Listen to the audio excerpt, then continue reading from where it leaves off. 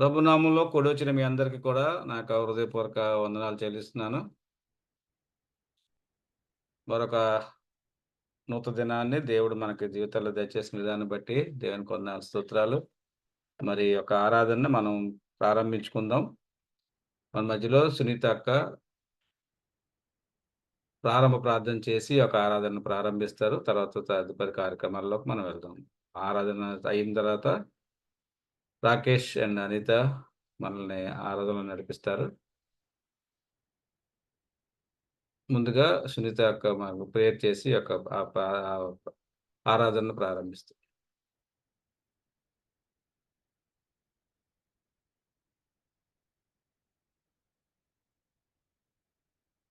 Prayer చేసుకుందామండి.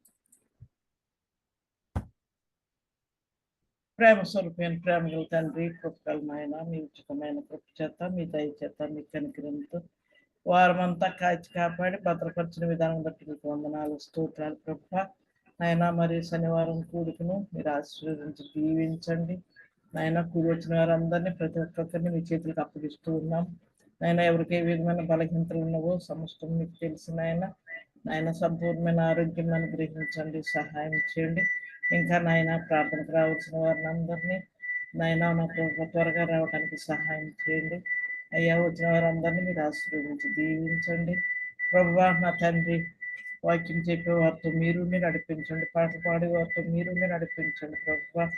నాయన మా ప్రభు ప్రార్థన మొదలుకొని ముగించే వరకు మీరే సహాయం చేస్తారని, సమస్తము మీరు జరిగిస్తారని యేసు పరిశుద్ధమైన అతి మిక్కిలి వినయంతో బ్రతిమలాడి పెట్టుకుంటున్నాను తండ్రి, ఆమేన్. ఆమేన్. ఓకే. ఇప్పుడు మన ఆరాధనలోకి వెళ్దాం. మన మధ్యలో రాకేష్, అనిత మనల్ని ఆరాధన నడిపిస్తారు.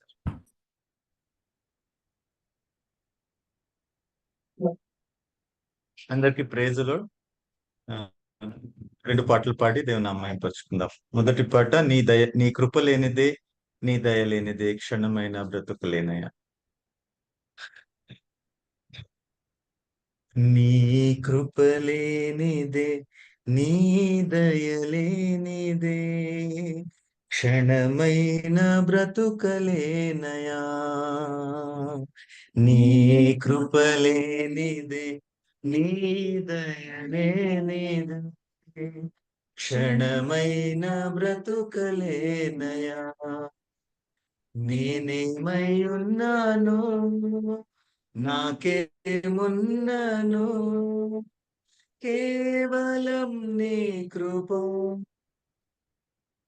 నేనేమై ఉన్నాను, నాకేమున్నాను, కేవలం నీ కృప.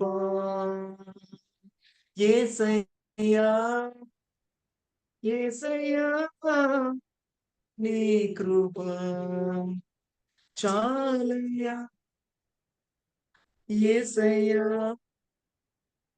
యేసయ్యా, నీ కృప చాలయ్యా. నీ కృప లేనిదే, నీ దయ లేనిదే క్షణమైన బ్రతుకలేనయా. నాశనకరమైన గోతి నుండి నన్ను లేవనెత్తినది నీ కృప. నాశనకరమైన గోతి నుండి నన్ను లేవనెత్తినది నీ కృప. నీ కృపలోనే నా జీవితం కడవరకు కొనసాగించెదన్. నీ కృపలోనే నా జీవితం కడవరకు కొనసాగించెదన్. యేసయ్యా, యేసయ్యా, నీ కృప చాలు. యేసయ్యా, యేసయ్యా, నీ కృప చాలయ్యా. నీ కృప లేనిదే, నీ దయ లేనిదే క్షణమైన బ్రతుకలేనయా, ఏ దిక్కులేని నాకు సర్వము నీవే, ఆదరించునుదే నీ కృప, ఏ దిక్కులేని నాకు సర్వము నీవే, ఆదరించునుదే నీ కృప, మాట రాని నాకు రాదు తీర్చి, నీ కృపచాటే ధన్యతనిచ్చావు, మాట రాని నాకు రాగమునిచ్చి, నీ కృపను చాటే ధన్యతనిచ్చావు. యేసయ్యా, యేసయ్యా, నీ కృప చాలయ్యా, యేసయ్యా, యేసయ్యా, నీ కృప చాలయ్యా, నీ కృప లేనిదే, నీ దయ లేనిదే, క్షణమైన బ్రతుకలేనయా, నేనేమై ఉన్నాను, నాకేమున్నను, కేవలం నీ కృప, నేనేమై ఉన్నాను, నాకేమున్నను, కేవలం నీ కృప, యేసయ్యా, యేసయ్యా, నీ కృప చాలు, యేసయ్యా, యేసయ్యా, నీ కృప చాలయ్యా, నీ కృప లేనిదే, నీ దయ లేనిదే, క్షణమైన బ్రతుకలేనయా. హల్లెలూయా. దేవునికి మహిమ కలుగును గాక. ఇంకొక పాట పాడుకుందాం. ఏ రాగమో తెలియదే.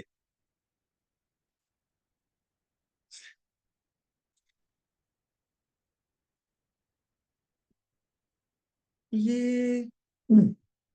ఏ రాగమో తెలియదే, ఆశతో ఉన్నా, తృష్ణ కలిగున్నా, ఆరాధించాలని, ఆత్మతో సత్యముతో, నా పూర్ణ హృదయముతో నిన్ను కనపరచాలని, ఏ రాగం తెలియదే, ఏ తాళమో తెలియదు, ఏమని పాడను నిన్ను, ఎంతని పొగడెదను, యేసయ్యా, యేసయ్యా, ఆ, ఆ, యేసయ్యా, యేసయ్యా, ఆ, ఓటములలో ఓర్పువై, ఓర్పు నేర్పించావయ్యా, వేదనలలో విశ్రాంతివై, వెన్నంటి నిలిచావయ్యా, జీవితం నీదయా, నాకున్నదే ముందయా, నాకున్నదంతా నీవే కదా, యేసయ్యా, ఆ, యేసయ్యా, ఆ, యేసయ్యా, ఆ, యేసయ్యా, ఆ, ఏ రాగమో తెలియదు, ఏ తాళం తెలియదు, ఏమని పాడను నిన్ను ఎంత పొగడెదను యేసయ్యా యేసయ్యా యేసయ్యా యేసయ్యా నీ చేతితో చేసావులే నీ రూపమిచ్చావులే నా చెంతకే చేరావులే నా సొంతమయ్యావులే మాటలే లేవయ్యా అర్థమే కాదయా ఏసయ్య కోసం బలియాగమా ఏసయ్యా ఆ, ఏసయ్యా ఆ, ఆ, ఏసయ్యా ఏసయ్యా ఆ, ఏ రాగ తెలియదు ఏ కాలమో తెలియదు ఏమని పాడను నిన్ను ఎంతని పొగడెదను యేసయ్యా యేసయ్యా యేసయ్యా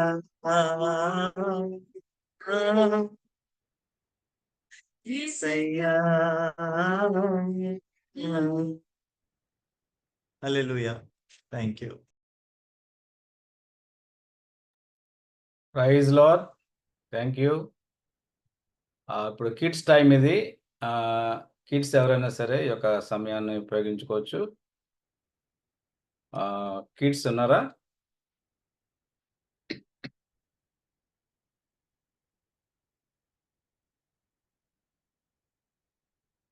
ఓకే. కిడ్స్ లేకపోతే మనం ముందుకు వెళ్ళిపోదాం.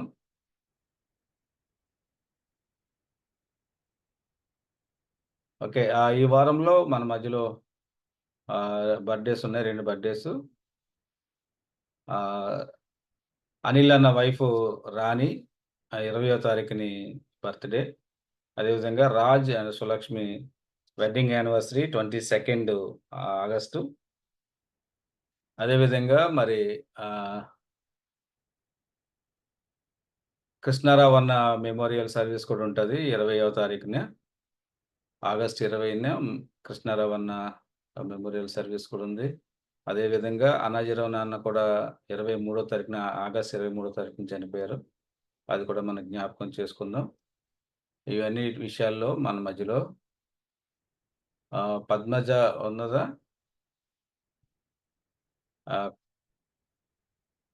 శిరీష ప్రేయర్ చేస్తారు. బర్త్‌డేస్ గురించి, వెడ్డింగ్ యానివర్సరీస్ గురించి.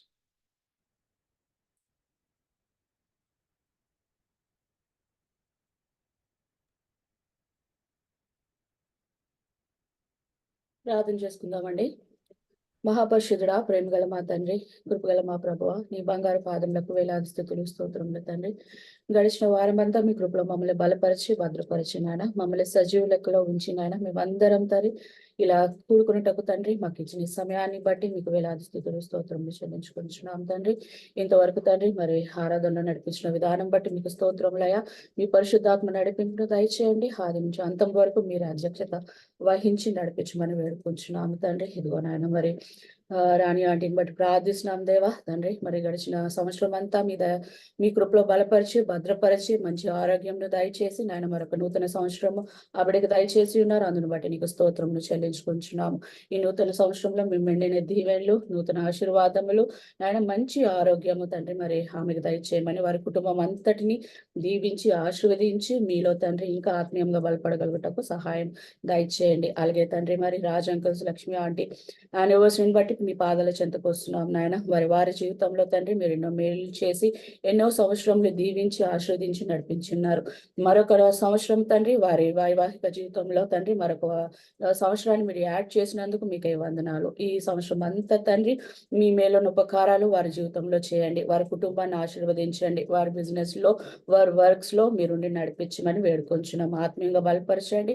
వారి కుటుంబం అంతని వారి సంతానం అంతటిని కూడా దీవించి ఆశీర్వదించండి తండ్రి. మీకు ఆశీర్వాదకరంగా దీవెనకరంగా ఈ రెండు కుటుంబాలు ఉండులాగు సహాయం దయచేయండి. మీ మెండైన దీవెనలు కృపా కాపుదల మంచి ఆరోగ్యంలో ఈ రెండు కుటుంబాలకి దయచేయమని యేసు అతి పరిశుద్ధమైన నామములో అడిగి వేడుకొంచున్నాము తండ్రి. ఆమేన్.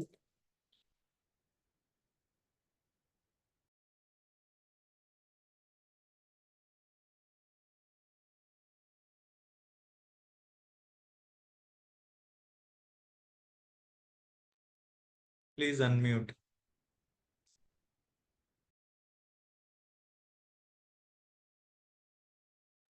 భాస్కర్ మాయ మీరు మ్యూట్ లో ఉండారు. సాక్షి సమయము, ఈ యొక్క సాక్షి సమయాన్ని ఎవరైనా ఉపయోగించుకోవచ్చు.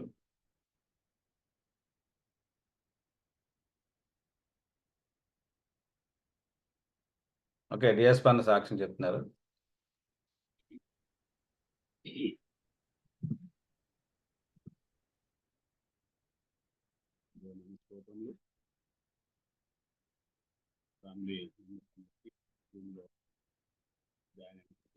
వినిపించట్లేదు.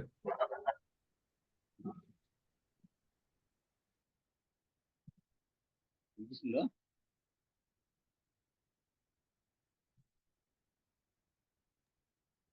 వినిపిస్తుందా? లేదు, వినిపించట్లేదు. దేవుని స్తోత్రములు. ఫ్యామిలీ మెంబర్స్ అందరికీ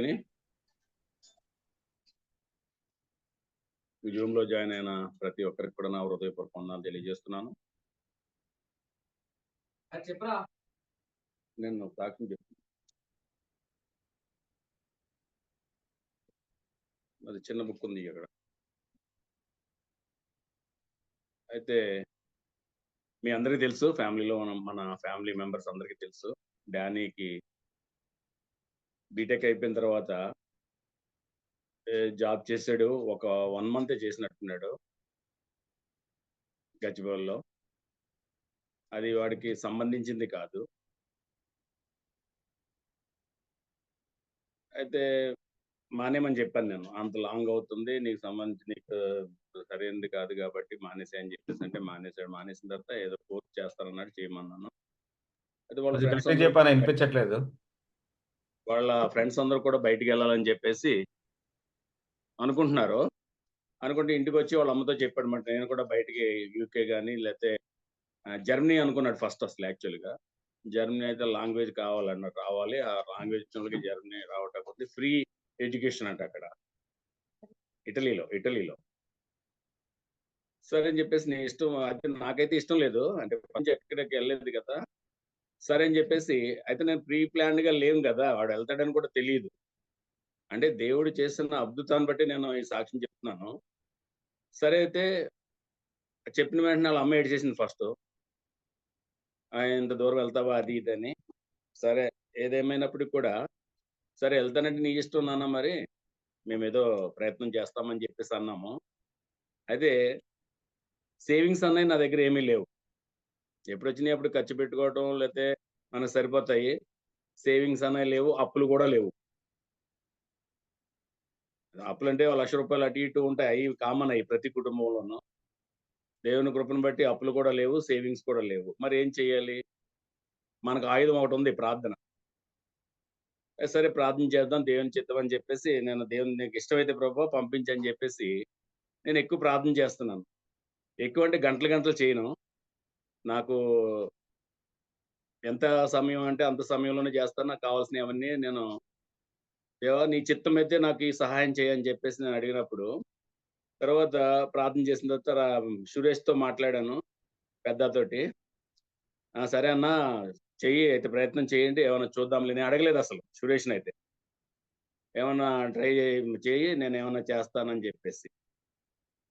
అలాగే మన ఫ్యామిలీ మెంబర్స్ సురేష్ ఏంటి, తర్వాత వినోద్ ఏంటి, భాస్కర్ ఏంటి, మన రాకేష్ ఏంటి అంటే ఎవరు సహాయం వాళ్ళం నాకు ఇవ్వడం జరిగింది. అయితే అవన్నీ నేను ఇప్పుడు చెప్పను. డానీ ఫ్లైట్ అయిన తర్వాత చెప్తాను. అయితే సరే అలా జరిగినప్పుడు వే చేసిన తర్వాత 14,00,000 ఎట్ ఎ టైమ్ కట్టమన్నారు. లోన్ గట్టా పెట్టకూడదు మీరు 14,00,000 కట్టాలని చెప్పేసాను. కానీ దేవుని కృపను బట్టి 14,00,000 కూడా వితౌట్ ఇంట్రెస్ట్ దేవుడు దయచేసాడు. ఎంత గొప్ప దేవుడో చూడండి మరి. 14,00,000 దొరకడం అంటే చాలా కష్టం. అయితే లోకల్‌లోనే ఇక్కడ 10,00,000 ఇచ్చారు. నాకు కావాలి మళ్ళీ మీకు లోన్ వచ్చిన తర్వాత ఇస్తానని చెప్పి. అయితే లోన్ ప్రాసెస్ కూడా ఎట్లా జరిగిందంటే నిజంగా చాలా ఆశ్చర్యమండి. బ్యాంక్‌కెళ్ళాం నేను, డానీ 2 బ్యాంకులకెళ్ళాము. యూనియన్ బ్యాంక్‌కెళ్ళాము. అక్కడైతే గనక ఆహ్, 40,00,000 వరకు ఇస్తాము. అయితే 150 కాలేజెస్ ఉన్నాయి మా ఆన్‌లైన్‌లో. దాంట్లో మీరు చెక్ ఆ కాలేజీకి అయితే మేము లోన్ ఇస్తాం. స్టూడెంట్ లోన్ అని చెప్పేసన్నారు ఎడ్యుకేషన్ లోన్. ఆ కాలేజెస్ లేవు. అయితే ఇటలీకి లోన్ ఫెసిలిటీస్ లేదు. తర్వాత ఎస్సీ కార్పొరేషన్ నుంచి కూడా 20,00,000 వస్తదని చెప్పేసన్నారు. అది కూడా ట్రై చేసి అది కూడా ఇవ్వటానికి రెడీగా ఉన్నారు గానీ, మన ఐర్లాండ్‌కి లేదు. యూకేకి, యూఎస్‌కి, సింగపూర్‌కి, లండన్‌కి ఈట్లికే ఉన్నాయి గానీ, ఐర్లాండ్‌కి లేదు అన్నారు. సరే ఏం చేద్దాం నాన్న అంటే, సరే ఐర్లాండ్‌కే వెళ్తాను నేను అని చెప్పేసి అన్నాడు. సరే ఎస్‌బీఐ బ్యాంక్‌కెళ్ళి బ్యాంక్‌లో అడుగుదామని చెప్పేసి బ్యాంక్‌లో కూడా ఏమన్నారంటే, కొలట్రాల్, నాన్ కొలట్రాల్ అంటే మన ఆస్తులు గట్టా పెట్టకుండగా ఇచ్చేది కొలట్రాలు. నాన్ కొలట్రాలు. మన ఆస్తి గడ పెట్టింది కొలట్రాల్ అంటారట. అది నాకు బ్యాంక్‌కెళ్ళిన తర్వాత తెలిసింది. అంతకుముందయితే నాకు తెలీదు. సరే అయితే మరేం చేయాలని చెప్పేసంటే, నేను ఇప్పేసి ఇస్తాను సార్ నేను. కానీ నేను 10,00,000 కంటే ఎక్కువ అవ్వవు అని చెప్పేసనన్నారు ఎస్‌బీఐలో. సరే అక్కడ కూర్చొని మేము డానీ నేను కూర్చొని ఆన్‌లైన్‌లో చెక్ చేస్తూ ఒక కాల్ చేశాను నేను. ఎస్‌బీఐలోనే. ఆన్‌లైన్‌లో కాల్ చేస్తే అది అవెన్స్ ప్రైవేట్ ఫైనాన్స్. వాళ్ళకి కాల్ చేసింది వాళ్ళింకా టచ్‌లోకొచ్చారు. నాతో మాట్లాడుతూ నేనేం చేశానంటే డానీ నంబర్ ఇచ్చేసాను. నేను బయట ఉంటాను. ఒక్కోసారి లిఫ్ట్ చేయను ఫోను. అయితే డానీతో వాళ్ళు మాట్లాడటం అయింది. ఆన్‌లైన్ ద్వారానే మొత్తం 30,00,000 శాంక్షన్ చేయడం కూడా జరిగింది. దేవుని కృప చూడండి. 30,00,000 కూడా శాంక్షన్ చేయడం జరిగింది. ఇవన్నీ కూడా మన రాకేష్‌కి తెలుసు. ఎందుకంటే అప్డేట్ డానీ ఇస్తా ఉండేవాడు. డానీకి ముందే చెప్పాను నేను. ఎందుకంటే బావకు తెలుసు కాబట్టి బావతో మాట్లాడుతూ ఉండు అన్ని విషయాలు అని చెప్పేసి చెప్పాను. అలాగే బావకి చెప్తున్నాను డాడీ అని చెప్పేసి అన్నాడు. అయితే అది ఇంతవరకు కూడా నేను ఆ లోన్ నుంచి మేము రూపాయి తీయలేదు. ఎందుకంటే వీసా కన్ఫర్మేషన్ వచ్చే వరకు కూడా తీయొద్దని చెప్పేసి ఆ కన్సల్టెంటోళ్ళు అన్నారట. కన్సల్టెంట్ అన్న తర్వాత సరే అని చెప్పేసి మేము ఏం చేసాం అలాగే ఉంచాము. నాకు ఇచ్చినోళ్ళు కూడా ఎవరు అడగట్లేదు పైసలు. పైసలు ఎప్పుడు ఇస్తావు? 10 రోజులు అన్నావు కదా! నెల రోజులు అన్నావు కదా! అని చెప్పేసి లోకల్‌లో ఇచ్చినోళ్ళు కూడా మన బంధువులుగా పక్కన పెట్టండి. ఇక్కడ స్నేహితులు ఇచ్చారు. వాళ్ళు కూడా నన్ను ఇంతవరకు టచ్ చేయలేదసలు. డానీ ఎళ్ళిపోతాం కావాలని చెప్పేసి. సరే అని చెప్పేసి 25 తారీఖుని మేము లాస్ట్ మంత్ 25 తారీఖుని వీసా సబ్మిట్ చేయటాకెళ్ళాము. 25 40 డేస్ పడతదట. మాక్సిమం 40 డేస్ పడతదట వీసా అప్రూవల్ అవ్వటానికి. అయితే దేవుని కృపను బట్టి నిన్న మార్నింగ్ వీసా అప్రూవల్ అయినట్టు మెసేజ్ వచ్చింది. 25థ్‌ని సబ్మిట్ చేస్తే నిన్న అప్రూవల్ వచ్చిన తర్వాత ఒక కాల్ కూడా వచ్చిందంట మొన్న యూనివర్సిటీ నుంచి.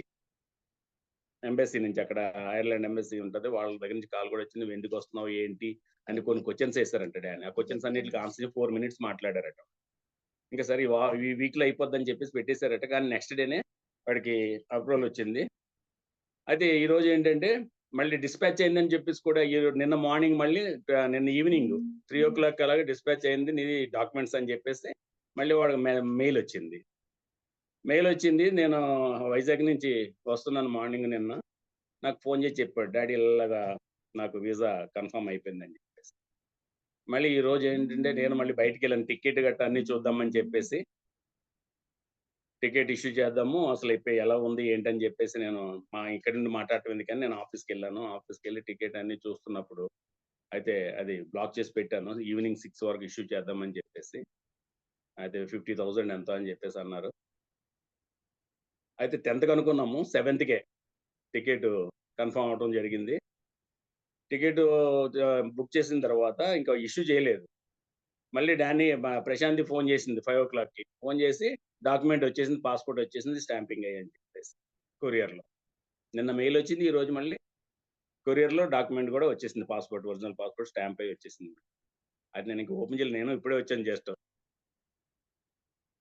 దేవుని మహాకృపను బట్టి డానీకి అంటే ఏదైనా సరే ఆయన ఆశ్చర్యకార్యాలు ఎలాగుంటాయంటే అస్సలు నిజంగా నేను ఊహించలేదు మాట. డానీ ఐర్లాండ్ వెళ్తాడో లేకపోతే అబ్రాడ్ వెళ్తాడని చెప్పేసి నేను ఊహించలేదు అసలు.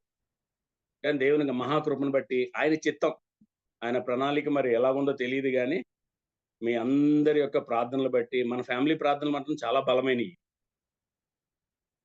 చాలా బలమైనవి మాట. అది నేను నమ్ముతాను, నేను విశ్వసిస్తాను. నేను మొన్న వైజాగ్ వెళ్ళిన తర్వాత ఎవరిని కలవలేదు నేను. 13th వెళ్ళాను. 13th ఈవినింగ్ సీను వాళ్ళ ఇంటికి వెళ్ళి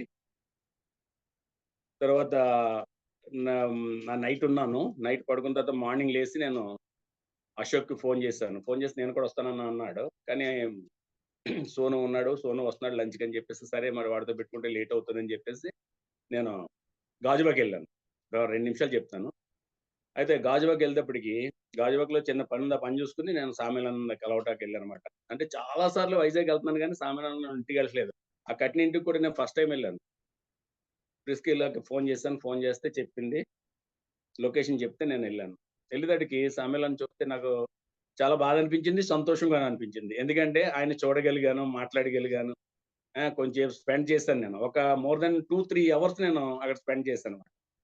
అయితే ఆయన అడిగితే చాలా విచిత్రంగా చెప్తున్నాడన్నమాట. అంటే ఇప్పుడు ప్రెజెంట్ గుర్తులేదు కానీ ఎప్పుడో జరిగిన దేవుడు ఆయనతో మాట్లాడిని, విఆర్ఎస్ ఎట్లా పెట్టుకున్నాడు, ఆ చర్చ్ ఎలా కట్టాడు, ఆ కొండ మీద ఎలా కట్టమన్నాడు అని అన్ని చెప్తుంటే నాకు చాలా ఆశ్చర్యం అనిపించిందన్నమాట. వాళ్ళ ఆఫీసర్ అన్నాడట, "నువ్వు విఆర్ఎస్ పెడుతున్నావు, నీకు 3 పిల్లలు కదా, ఈ రోజుల్లో ఎవరైనా పెడతారు, కొంచెం ఆలోచించుకొని చెయ్యి. విఆర్ఎస్ పెడితే వాళ్ళ బ్రతుకేంటి అసలు, వాళ్ళని ఎలా పెంచుతావు, ఎలా పోషిస్తావు" అని అంటే ఒకటే అన్నాడట, "నా దేవుడు విఆర్ఎస్ పెట్టమన్నాడు, నేను విఆర్ఎస్ పెడుతున్నాను. నా దేవుడే చూసుకుంటాడు నా కుటుంబాన్ని. అలాగే దేవుడే చూసుకున్నాడు నా కుటుంబాన్ని, ముగ్గురిని కూడానని" చెప్పేసి ఆ సాక్ష్యం చెప్తే నాకు చాలా సంతోషం అనిపించింది. అలాగా మన పట్ల దేవుడు చేసిన ఆశ్చర్యకర అద్భుతాలు మనం రోజు చెప్పుకోవచ్చు. రోజు మంది విట్‌నెసే. నాకైతే రోజు విట్‌నెసే నాకైతే. నా పట్ల చేసే ఆయన ఆశ్చర్యకార్యం నాకు రోజు ఒక్కొక్క విట్‌నెస్. దేవుని కృపను బట్టి డానీకి మొత్తం అన్నీ అయిపోయినాయి. 7వ తారీఖు టికెట్ కూడా ఇష్యూ అయిపోయింది. టికెట్ కూడా ఇష్యూ అయిపోయింది. 7వ తారీఖు ఈవినింగ్ అంటే ఈ టైంకి ఎయిర్‌పోర్ట్‌లో ఉండాలి. 7th అంటే సాటర్‌డే వచ్చింది. 10th అనుకున్నాం గానీ మళ్ళీ ఎందుకో గానీ ముందుగానే ఉంటే సాటర్‌డే ఉంటదని మళ్ళీ మార్చడం జరిగింది. డానీ కొరకు ప్రార్థన చేయండి. అక్కడికి వెళ్ళడమే కాకుండా చదువులో ఏంటి, ఒకవేళ పార్ట్ టైమ్ విషయంలో కూడా, ఒక అకామిడేషన్ విషయంలో కూడా అన్నీ కూడా దేవుని కృపను బట్టి మంచి స్నేహితులు, చెడు స్నేహితులు కాకుండా మంచి స్నేహితులు దొరికి అక్కడ వాడికి చదువులో ఏంటి, ఉద్యోగంలో ఏంటి అన్ని విషయాల్లో దేవునికి కాపుదల ఉండేటట్లు మీ అనుదిన ప్రార్థనలో పెట్టుకొని అనుదినం ప్రార్థించమని ఈ సాక్ష్యం ముగిస్తున్నాను. అయితే నా సాక్ష్యం గొప్ప సాక్ష్యం ఇంకా ఉంటది.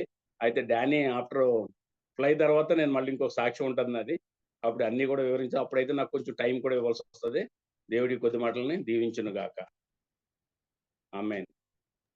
ఆమేన్. ఆమేన్. ఫ్యామిలీలో అందరికి తెలిసిన విషయమే ఇది.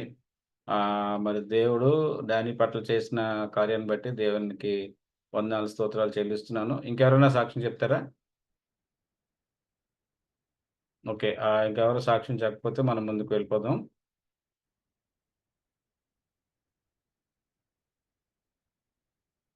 ఓకే. చెప్పబడిన సాక్ష్యాన్ని నిమిత్తం మన మధ్యలో కవిత ప్రేయర్ చేస్తుంది.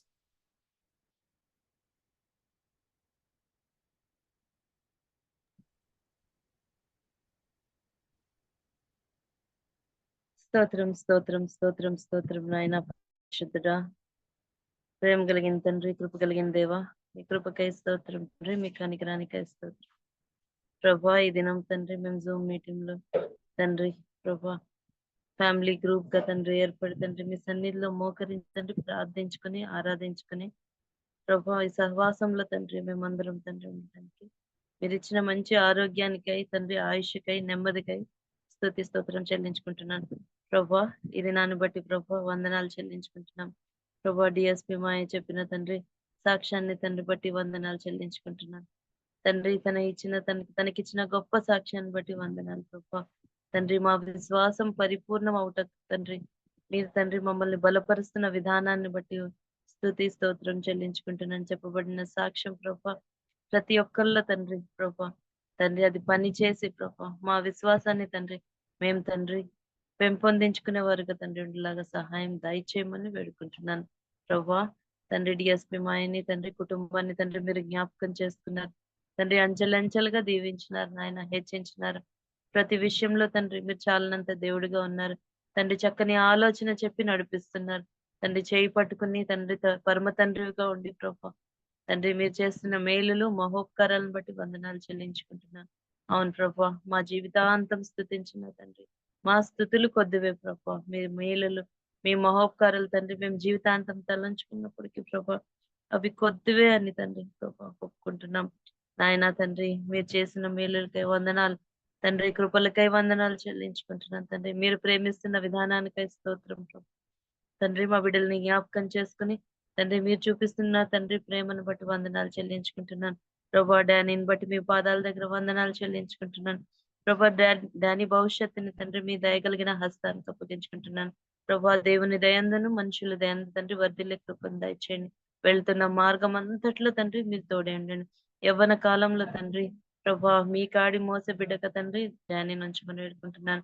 డానీకి అనుగ్రహించిన చక్కని ఉద్యోగాన్ని బట్టి ప్రభా, అక్కడికి వెళ్ళి చేయబోయే ఉద్యోగాన్ని బట్టి తండ్రి మీ పాదాల దగ్గర కృతజ్ఞతాస్తుతులు చెల్లించుకుంటున్నాను.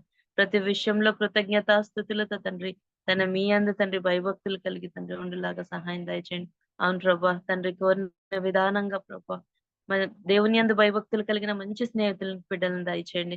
దుష్టుడు కను దృష్టి నుంచి తప్పించండి ప్రభా. చెడు స్నేహం చెడు చెడు దృష్టి నుంచి ప్రభా బిడ్డను తప్పించి మీ అగ్ని కంచెను బిడ్డ చుట్టించి నిత్యము మీ కాపుదల భద్రత ప్రభా డానీతో ప్రభా ఉంచమని వేడుకుంటున్నాను ప్రభా. కోట్లాది వందనాలు చెల్లించుకుంటున్నాను. తల్లిదండ్రులను ప్రభా మీరు ధైర్యపరచండి తండ్రి. విడిచి తండ్రి దూరదేశం వెళ్తుండగా ప్రభా మీ సన్నిధి యొక్క తోడు బిడ్డతో తండ్రి ఇంట్లో కూడా మీరు ఉంచమని వేడుకుంటున్నాను ప్రభా. విడిచి వెళ్తున్న కుటుంబానికి మంచి తండ్రి ప్రభా ధైర్యాన్ని దయచేయండి ప్రభా. తన ఎక్కడికైతే వెళ్తున్నాడో అక్కడ తండ్రి మీ నామ మహిమార్థం తండ్రి బిడ్డ ఉండగలుగుటకు సహాయం దయచేయండి. తన పనిలో తండ్రి నేర్పరితనం తనకి దయచేయండి తండ్రి. చక్కని జ్ఞానము దయచేయండి ప్రభా. దేశం యొక్క ఉన్నతమైన స్థానంలో బిడ్డ హెచ్చించబడగలుగుటకు మీ కృప కలిగిన హస్తానికి ప్రభా డానీని అప్పగించుకుంటున్నాను. ధైర్యం కలిగిన ఆత్మ తండ్రి డానీకి దయచేయండి. దుష్టుడు వేసే ప్రతి బాణం లయమైపోగలుగుటకు తండ్రి మీ సన్నిధి యొక్క తోడు తండ్రి బిడ్డతో పాటు నిత్యం ఉంచమని వేడుకుంటున్నాను తండ్రి. మీరు మీ సన్నిధి ప్రభా తండ్రి మీ కృప తండ్రి మీ కాపుదల బిడ్డకి నిత్యము దయచేయమని వేడుకుంటూ తండ్రి తన ఉన్న తండ్రి సమయం అంతట్లో తండ్రి మీ దయాని కృపని కృపకి ప్రభా తండ్రి డానీని అప్పగించుకుంటూ చేస్తున్న ప్రతి పనిలో ప్రభా తండ్రి నేర్పతనం దయచేసి ప్రభా మీ నామం మహిమపరచబడగలుగుటకు సహాయం దయచేయమని తండ్రి మీ రాజ్యం కొరకు తండ్రి మమ్మల్ని అందరినీ సిద్ధపరచమని వేడుకుంటూ ఇచ్చిన ప్రశస్తమైన సమయానికి స్తోత్రం స్తుతి చెల్లించుకుంటూ యేసయ్య అతి పరిశుద్ధమైన నామంన ప్రార్థించి వందనాలు చెల్లించుకుంటున్నాం తండ్రి. ఆమెన్. ఆమెన్. నెక్స్ట్ వీక్ మన మధ్యలో ప్రవీణ్ మెసేజ్ చెప్తాడు. షెడ్యూల్ ప్రకారంగా నెక్స్ట్ వీక్ మన మధ్యలో ప్రవీణ్. మీరందరూ కూడా మీ యొక్క ప్రార్థనలో జ్ఞాపకం చేసుకోండి. మనం వర్షిప్లోకి వెళ్దాంప్పుడు మన మధ్యలో శైల వర్షిప్ చేస్తుంది. అందరం కూడా సహకరిద్దాం. మనం ఉన్న ప్రదేశాల నుంచి దేవుని ఆరాధించేద్దాం. ప్రైజ్ లార్డ్ ఫ్యామిలీ, ఆరాధించుకుందామండి. ఒక చరణం పాడి దేవుణ్ణి ఆరాధించుకుందాం. నీ కృపయే నా ఆశ్రయము, నీ కృపయే ఆత్మకు అభిషేకము, నీ కృపయే నా ఆశ్రయం, నీ కృపయే నా ఆత్మకు అభిషేకము, నీ కృపయే నా జీవనాధారము, నీ కృపయే నా జీవనాధారము, నా స్తుతి పాత్రుడా నా యేసయ్యా, నారాధనకు నీవే యోగ్యుడవయ్యా, నా స్తుతి పాత్రుడా నా యేసయ్యా. అందరం కూడా మనం హస్తాలు దేవుని వైపు చూపించి మనం స్తుతించుకుందామండి. హల్లెలూయా. స్తోత్రం స్తోత్రం స్తోత్రం స్తోత్రం స్తోత్రం స్తోత్రం స్తోత్రం స్తోత్రం స్తోత్రం స్తోత్రం స్తుతులకు పాత్రుడా, స్తోత్రార్హుడా, మహాగణుడా, మహోన్నతుడా, దేవరాజా, మీకే వేలాది కోట్లాది వందనాలు, స్తుతులు, స్తోత్రాలు చెల్లించుకుంటున్నాను తండ్రి ప్రభా.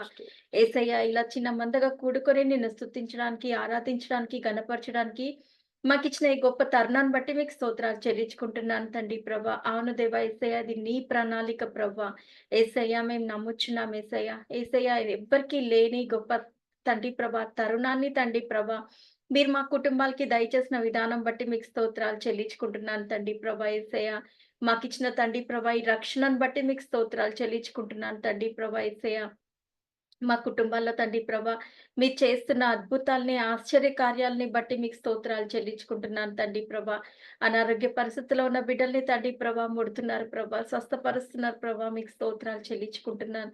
అలాగే తండ్రి ప్రభా మా ప్రతి పరిస్థితిలో తండ్రి, మా అవసరతలో, అక్కర్లో తండ్రి ప్రభా, మా కష్టాలు, శ్రమల్లో, బాధల్లో తండ్రి ప్రభా మీరు మాకు చాలినంత దేవుడుగా ఉండి నడిపిస్తున్న దేవా, మీకు స్తోత్రాలు చెల్లించుకుంటున్నాను తండ్రి ప్రభా. యేసయ్య, అలాగే నా దేవా, నా తండ్రి ప్రభా, ముఖ్యంగా తండ్రి ప్రభా మాకు తండ్రిగా, దేవుడుగా ఉన్నందుకు మీకు స్తోత్రాలు చెల్లించుకుంటున్నాను దేవరాజా. యేసయ్య, మరి మాకు తండ్రి తండ్రి ప్రభా యేసయ్య, తండ్రి అని పిలవగానే తండ్రి పలికే దేవుడివి తండ్రి ప్రభా. యేసయ్య, తండ్రి ప్రభా సృష్టికర్తవి తండ్రి ప్రభా, సర్వోన్నతుడివి తండ్రి ప్రభా. యేసయ్య, అంత గొప్ప దేవుడు తండ్రి ప్రభా. యేసయ్య, ఎందుకు పనికి రాని వాళ్ళం తండ్రి ప్రభా, మా కొరకు తండ్రి ప్రభా మీ ప్రాణాలనే పెట్టిన దేవుడివి తండ్రి ప్రభా, నీకు స్తోత్రాలు చెల్లించుకుంటున్నాను ప్రభా. అల్ఫా ఒమేగా నీవైనా ప్రభా, నీకు స్తోత్రాలు చెల్లించుకుంటున్నాను ప్రభా. నీకు వేలాది కోట్లాది వందనాలు, స్తుతులు, స్తోత్రాలు చెల్లించుకుంటున్నాను తండ్రి ప్రభా. ముఖ్యంగా తండ్రి ప్రభా మా ప్రతి ఒక్కరిని తండ్రి ప్రభా యేసయ్య, విశ్వాసంలో మేము ఎదగడానికి మీకు చూపిస్తున్న కృపను బట్టి మీకు స్తోత్రాలు చెల్లించుకుంటున్నాను.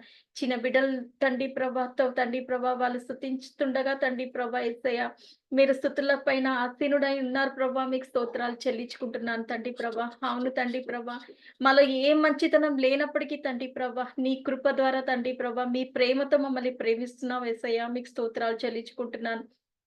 యేసయ్య, మాకు ముందుగా నడుస్తున్న దేవా మీకు స్తోత్రాలు చెల్లించుకుంటున్నాను. మా ప్రతి ఒక్కరి చుట్టూ మీ కంచి కాపుదల భద్రతను బట్టి మీకు స్తోత్రాలు చెల్లించుకుంటున్నాను. మా కుటుంబాల్లో తండ్రి ప్రభా యేసయ్య, తండ్రి ప్రభా ఎన్నో అద్భుతాలు తండ్రి, ఆశ్చర్య కార్యాలు, దీవెనలు కురుమరిస్తున్న దేవా మీకు స్తోత్రాలు చెల్లించుకుంటున్నాను. తండ్రి, ఏమిచ్చి మీ రుణం తీర్చుకుంటాను యేసయ్య. ఈ కొద్ది స్తుతి ఆరాధన యేసు పరిశుద్ధ పాదములకు సమర్పించుకుంటున్నాను తండ్రి. ఆమేన్.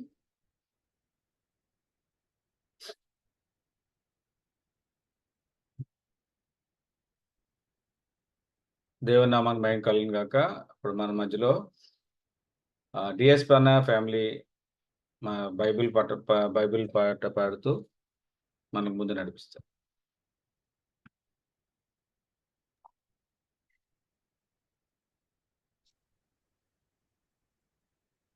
పఠింప శ్రేష్ఠ గ్రంథం బైబిల్, పఠింప శ్రేష్ఠ గ్రంథం బైబిల్, అనుదినం పఠించిన ప్రేమ తోడ నడుపును, ఓ పఠింప శ్రేష్ఠ గ్రంథం బైబిల్.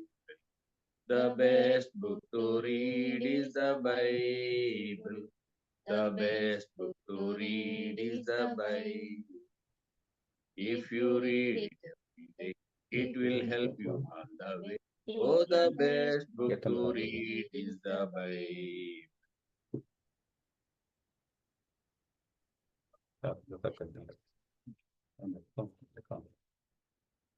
ఓకే, ఆ కీర్తనలు 19 1 నుంచి 14 వరకు మన మధ్యలో మల్లిక చదివింది.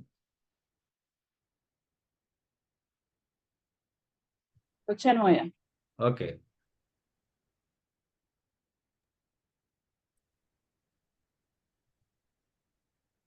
Praise lord family. ఈ అవకాశం ఇచ్చిన దేవాది దేవునికి, అలాగే భాస్కర్మయ్యకి, శైలాకి థ్యాంక్ యూ. కీర్తనలు 19వ అధ్యాయము 1 నుంచి 14 వరకు చదువుకుందామండి. ఆకాశములు దేవుని మహిమను వివరించుచున్నవి, అంతరిక్షము ఆయన చేతి పనిని ప్రచురించుచున్నది. పగటికి పగలు బోధ చేయుచున్నది, రాత్రికి రాత్రి జ్ఞానము తెలుపుచున్నది. వాటికి భాష లేదు, మాటలు లేవు, వాటి స్వరము వినబడదు. వాటి కొలనులు భూమి అంతటా వ్యాపించి ఉన్నది, లోక దిగంతముల వరకు వాటి ప్రకటనలు బయలువెళ్ళుచున్నవి. వాటిలో ఆయన సూర్యునికి గుడారము వేసెను. అతడు తన అంతఃపురములో నుండి బయలుదేరి పెండ్లి కుమారుని వలె ఉన్నాడు. సూర్యుడు పరిగెత్తి నుల్లాసించున్నట్లు తన పదమునందు పరిగెత్త నుల్లాసించుచున్నాడు. అతడు ఆకాశమును ఈ దిక్కు నుండి బయలుదేరి ఆ దిక్కు వరకు దాని చుట్టూ తిరిగి వచ్చుచున్నాడు. అతని వేడిమికి మరుగైనది ఏదియూ లేదు. యెహోవా నియమించిన ధర్మశాస్త్రము యథార్థమైనది, అది ప్రాణమును తెప్పరిల్ల చేయును. యెహోవా శాసనము నమ్మదగినది, అది బుద్ధిహీనులకు జ్ఞానము పుట్టించును. యెహోవా ఉపదేశములు నిర్దోషమైనవి, అవి హృదయమును సంతోషపరచును. యెహోవా ఏర్పరిచిన ధర్మము నిర్మూలమైనది, అది కన్నులకు వెలుగునిచ్చును. యెహోవా యందు భయము పవిత్రమైనది, అది నిత్యము నిలుచును. యెహోవా న్యాయ విధులు సత్యమైనవి, అవి కేవలము న్యాయమైనవి. అవి బంగారము కంటెను విస్తారమైన మేలిమి బంగారము కంటెను కోరదగినవి. తేనె కంటెను జుంటె తేనె దారుల కంటెను మధురమైనవి. వాటి వలన నీ సేవకుడు హెచ్చరిక నొందును. వాటిని గైకొనుట వలన గొప్ప లాభము కలుగును. తన పొరపాటున కొనగలవాడు ఎవడు? నేను రహస్యముగా చేసిన తప్పులను క్షమించి నన్ను నిర్దోషిగా తీర్చు. దురాభిమానము పాపములో నుండి పడకుండా నీ సేవకుని ఆపుము. వాటిని నన్ను ఏలనీయకు. అప్పుడు నేను యథార్థవంతుడనై అధిక ద్రోహము చేయకుండా నిందారహితుడు నగుదును. యెహోవా నా ఆశ్రయ దుర్గమా, నా విమోచకుడా, నా నోటి మాటలను నా హృదయమును ధ్యానము నీ దృష్టికి అంగీకారములగునుగాక. దేవుడి పరిశుద్ధ వాక్యాన్ని దీవించు. Thank you. Amen. Thank you మల్లిక.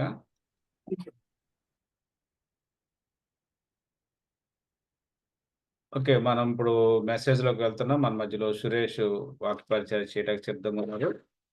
వాక్య పరిచర్య నిమిత్తం మన మధ్యలో పెర్సి అక్క ప్రేయర్ చేస్తారు.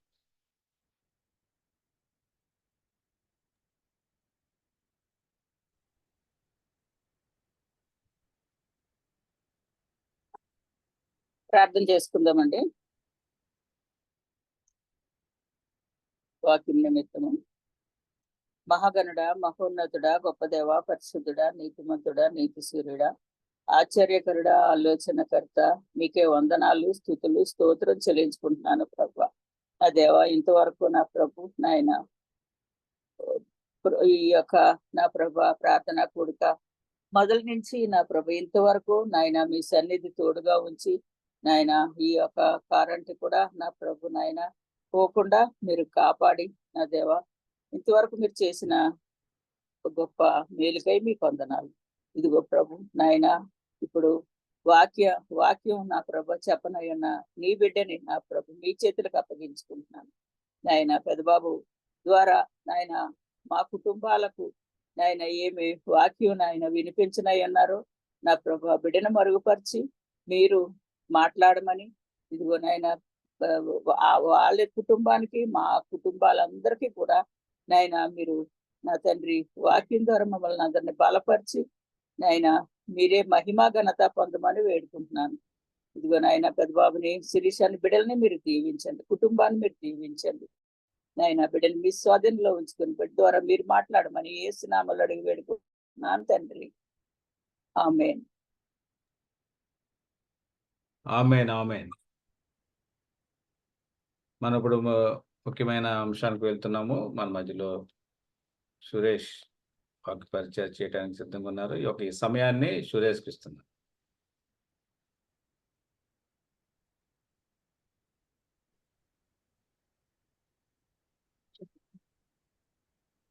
Praise the Lord. Okay. Praise the Lord family. అందరికీ దేవుని నామమున వందనములు. అవకాశం ఇచ్చిన భాస్కర్ అన్న, thank you so much for giving me the opportunity. So మరొకసారి కొన్ని డిస్క్లైమర్స్ మనలో పాస్టర్స్ పాస్టర్స్ అనే వాళ్ళు చాలా కొంతమంది ఉన్నారు. బట్ కొంతమంది పాస్టర్స్, మిగతా అందరూ మనము పాస్టర్స్ కాదు. సో లేకపోతే ప్రీచర్స్ కాదు, స్పీకర్స్ కాదు. మనలో మనము మనకి అర్థమైంది, మనకి తెలిసింది, మనము అనుభవించింది షేర్ చేసుకునే ఒక ఆపర్చునిటీ అంతవరకే, కానీ ఇంకా దానికంటే మించింది ఏం కాదు కనుక. సో ఏమన్నా తప్పులుంటే క్షమించండి. సో జనరల్గా నేను మెసేజ్ తీసుకున్నప్పుడు ఏదో ఒక ప్యాసేజ్ తీసుకుని దాన్ని ఒక థియరీ లాగా చెప్పకుండా నాకు అర్థమైంది ఏంటి అన్నది జనరల్గా నేను నాకు అనుభవించింది ఏంటి, నా మెడిటేషన్లో ఉన్నది ఏంటి అన్నది చెప్పాలనుకుంటాను. బట్ ఈరోజు నాకు అర్థమైంది చెప్పట్లేదు, అర్థం కానిదే నేను చెప్తున్నాను. సో ఒక ప్యాసేజ్ నేను చదువుతున్న సమయంలో కొన్ని అర్థమవుతాయి, కొన్ని అర్థం అవ్వవు. అలాంటి ఒక ప్యాసేజ్ నాకు ఆనెస్ట్గా చెప్పాలంటే still I'm thinking, still I'm దాని గురించి ఇంకా మెడిటేట్ చేస్తున్నాను, ఇంకా ఆలోచిస్తున్నా దాని గురించి. అలాంటి ఒక ప్యాసేజ్ నుంచి నేను మెసేజ్ ఈరోజు స్టార్ట్ చేద్దాం మనము. మార్క్లోకి వెళ్దాము. మార్క్ ఇంకా అందరూ శ్రద్ధగా వినండి, ఎందుకంటే మధ్య మధ్యలో క్వశ్చన్స్ అడుగుతాను కనుక. Mark chapter 4:35.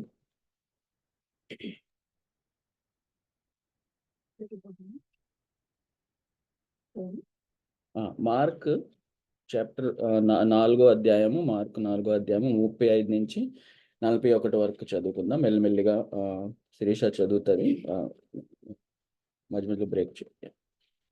ఆ దినమే సాయంకాలం అయినప్పుడు ఆయన అద్దరికి పోవుదామని వారితో చెప్పగా, వారు జనులను పంపివేసి ఆయనను ఉన్నపాటున చిన్న దోణిలో తీసుకొని పోయేరి.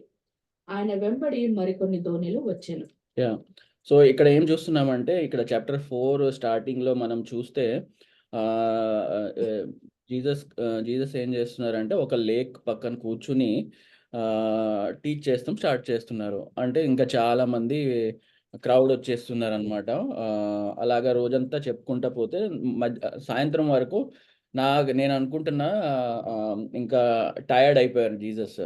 టయర్డ్ అయిపోయిన తర్వాత శిష్యులను అన్నారనమాట, నన్ను ఎక్కడికన్నా తీసుకెళ్ళండి, కొంచెం రెస్ట్ కావాలి అన్నట్టు. సో వాళ్ళు బోట్ మీద ప్రయాణం చేసి బోట్ ఆ లేక్ దాటి వేరే సైడ్ వెళ్తున్నారు అనమాట. నెక్స్ట్. అప్పుడు పెద్ద తుఫాను రేగి ఆయన ఉన్న దోణి మీద అలలు కొట్టినందున దోణి నిండిపోయాను. ఆయన దోణి అమరమున తలగడ మీద తలవాల్చుకొని నిద్రించుచుండెను. వారు ఆయనను లేపి, బోధకుడా, మేము నశించిపోవచ్చున్నాము, నీకు చింత లేదా అని ఆయనతో అనిరి. సో ఇక్కడ ఏం చూస్తున్నామంటే, అంటే ఇక్కడ చూస్తే ఒక కొంచెం ఇంట్రెస్టింగ్గా ఉంటుంది. ఎంత తుఫాను, ఎంత వాటరు, అంత గాలి ఉన్న సమయంలో ఆయన ఎంత టైర్డ్ ఉన్నారంటే అసలు ఆయనకు తెలియట్లేదు. ఆయన మనిషిగానే వచ్చారు. సో మనం ఏం దీంట్లో ఆలోచించాలి ఏంటంటే, దేవుడైనా కూడా ఆ 33 సంవత్సరాలు మనిషి శరీరంలో ఉన్నారు, మనిషి స్వభావం అనమాట. సో ఆయన అంత టైర్డ్ ఉన్నారు. సో ఆయన లేపవలసి వస్తుంది అలాంటి సిచ్యువేషన్లో. నెక్స్ట్.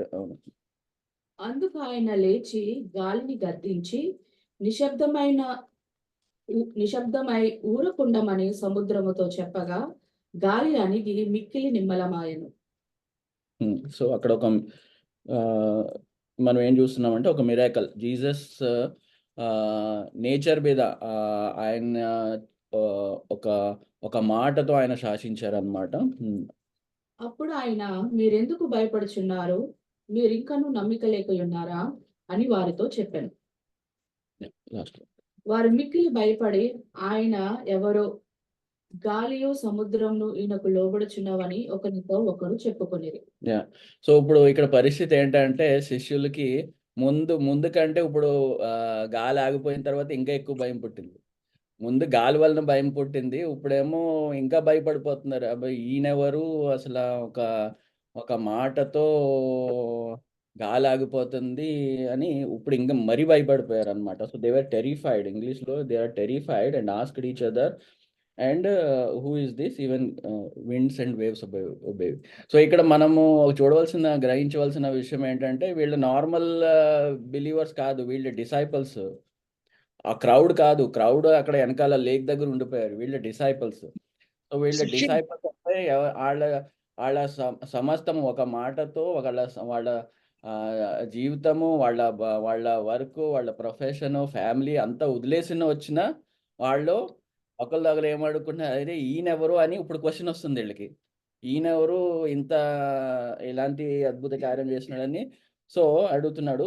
కానీ ఇక్కడ ఇప్పుడు ఈ ప్యాసేజ్ అంతట్లో నేను చెప్పాలనుకున్నది ఏంటంటే ఈ క్వశ్చన్ నాకు చాలా ఇంట్రెస్టింగ్‌గా అనిపిస్తది. లేకపోతే ఇదే నాకు అర్థమవ్వని విషయం ఏంటంటే నేను చాలా 2, 3 సార్లు ఇది చదివినాను లాస్ట్ 1 ఇయర్‌లో. కానీ నాకు అర్థం అవ్వట్లేదు ఏంటంటే జీసస్ ఏమడుగుతున్నారంటే ఇలాంటి సిట్యుయేషన్‌లో ఇప్పుడు మనము ఈ ఈ ఇక్కడ ప్యాసేజ్ చదవటం కాదు గానీ మనల్ని మనం అక్కడ ఊహించుకుంటే ఆ బోట్‌లో మనమే ఉంటే ఈ క్వశ్చన్ ఎలాగుంటది? Why are you so afraid? Do you still have no faith? అసలా మీలో ఎవరైనా చెప్పుకోవచ్చు. అలాంటి సిట్యుయేషన్‌లో ఉంటే భయమేయకపోతే ఇంకేమేస్తది? ఎవరన్నా ఉన్నారా? ఎవరన్నా లేదు నాకు భయం. వేరేలాగా ఇప్పుడు ఆ శిష్యులు కాకుండా నేను వేరేలాగా బిహేవ్ చేసేవాడిని అనుకున్న వాళ్ళు ఎవరన్నా ఉన్నారా? అందరికి భయమేస్తది గదా! ఆ సిట్యుయేషన్‌లో.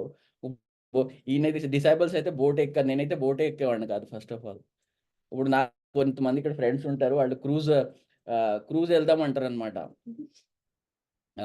క్రూజ్ ట్రిప్‌కి వెళ్దామంటారనమాట. నేనైతే క్రూజ్‌కైతే రాను. మిగతా ఎక్కడికైనా వస్తాను. క్రూజ్‌కి రాను నేను. ఎందుకంటే టైటానిక్ ఒకసారి డాక్యుమెంటరీ చూసున్నాం. అప్పటి నుంచి ఆ భయం సో నేనైతే బోటే ఎక్కేవాడిని కాదు. మొన్న వాటర్ పార్క్‌కి వెళ్ళాము. వీళ్ళు ముగ్గురు ఆ వాటర్ పార్క్‌లో ఆ వాటర్ గేమ్స్ అన్నీ ఆడారు కానీ నేనైతే పక్కన కూర్చొని చూస్తున్నాను. వాటర్ అంటే నాకు భయం. సో విషయం ఏంటంటే ఆ బోట్‌లో మనమే ఉండుంటే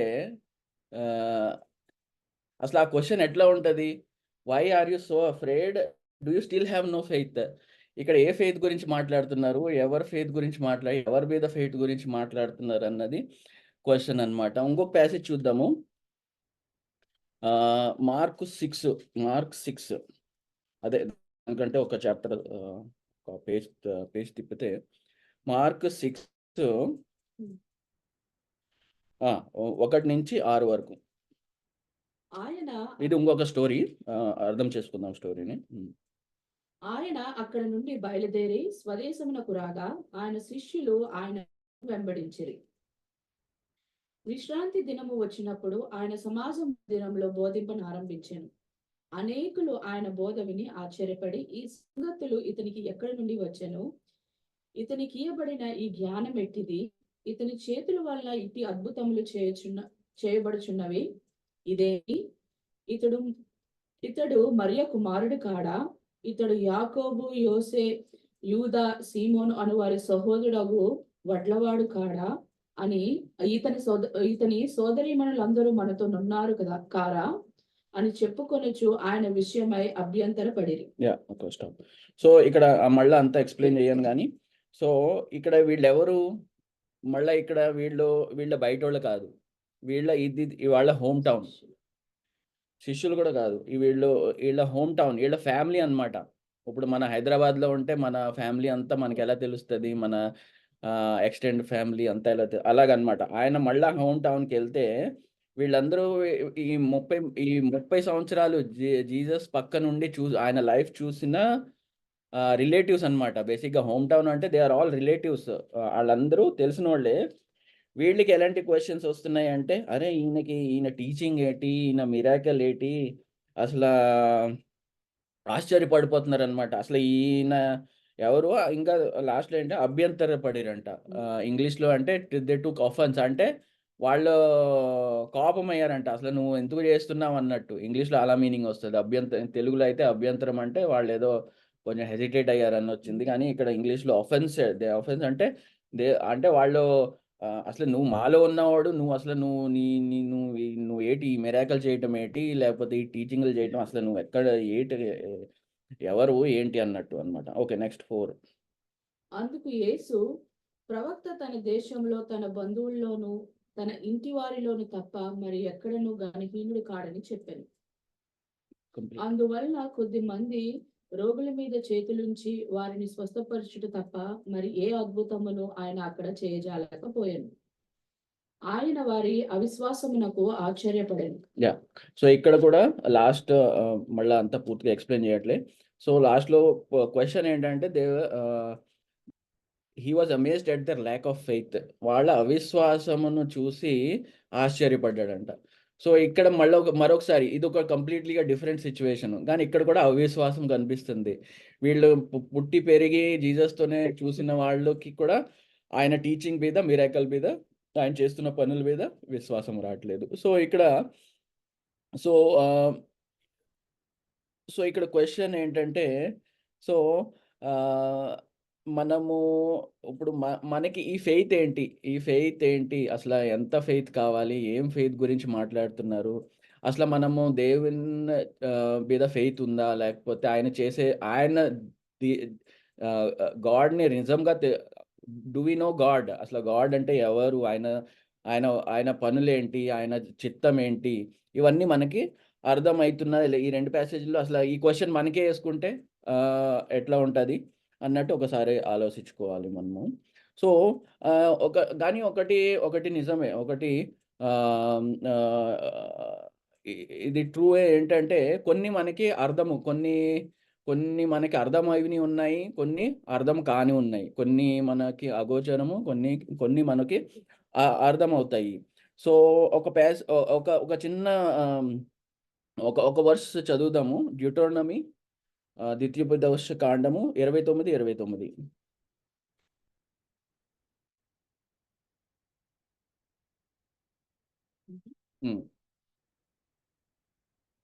రహస్యములు మన దేవుడైన యెహోవాకు చెందును. అయితే మనము ఈ ధర్మశాస్త్ర వాక్యములన్నిటినీ అనుసరించి నడుచుకున్నట్లు బయలుపరచబడినవి ఎల్లప్పుడూ మనవియు మన సంతతి వారివియు నగునని చెప్పుదురు.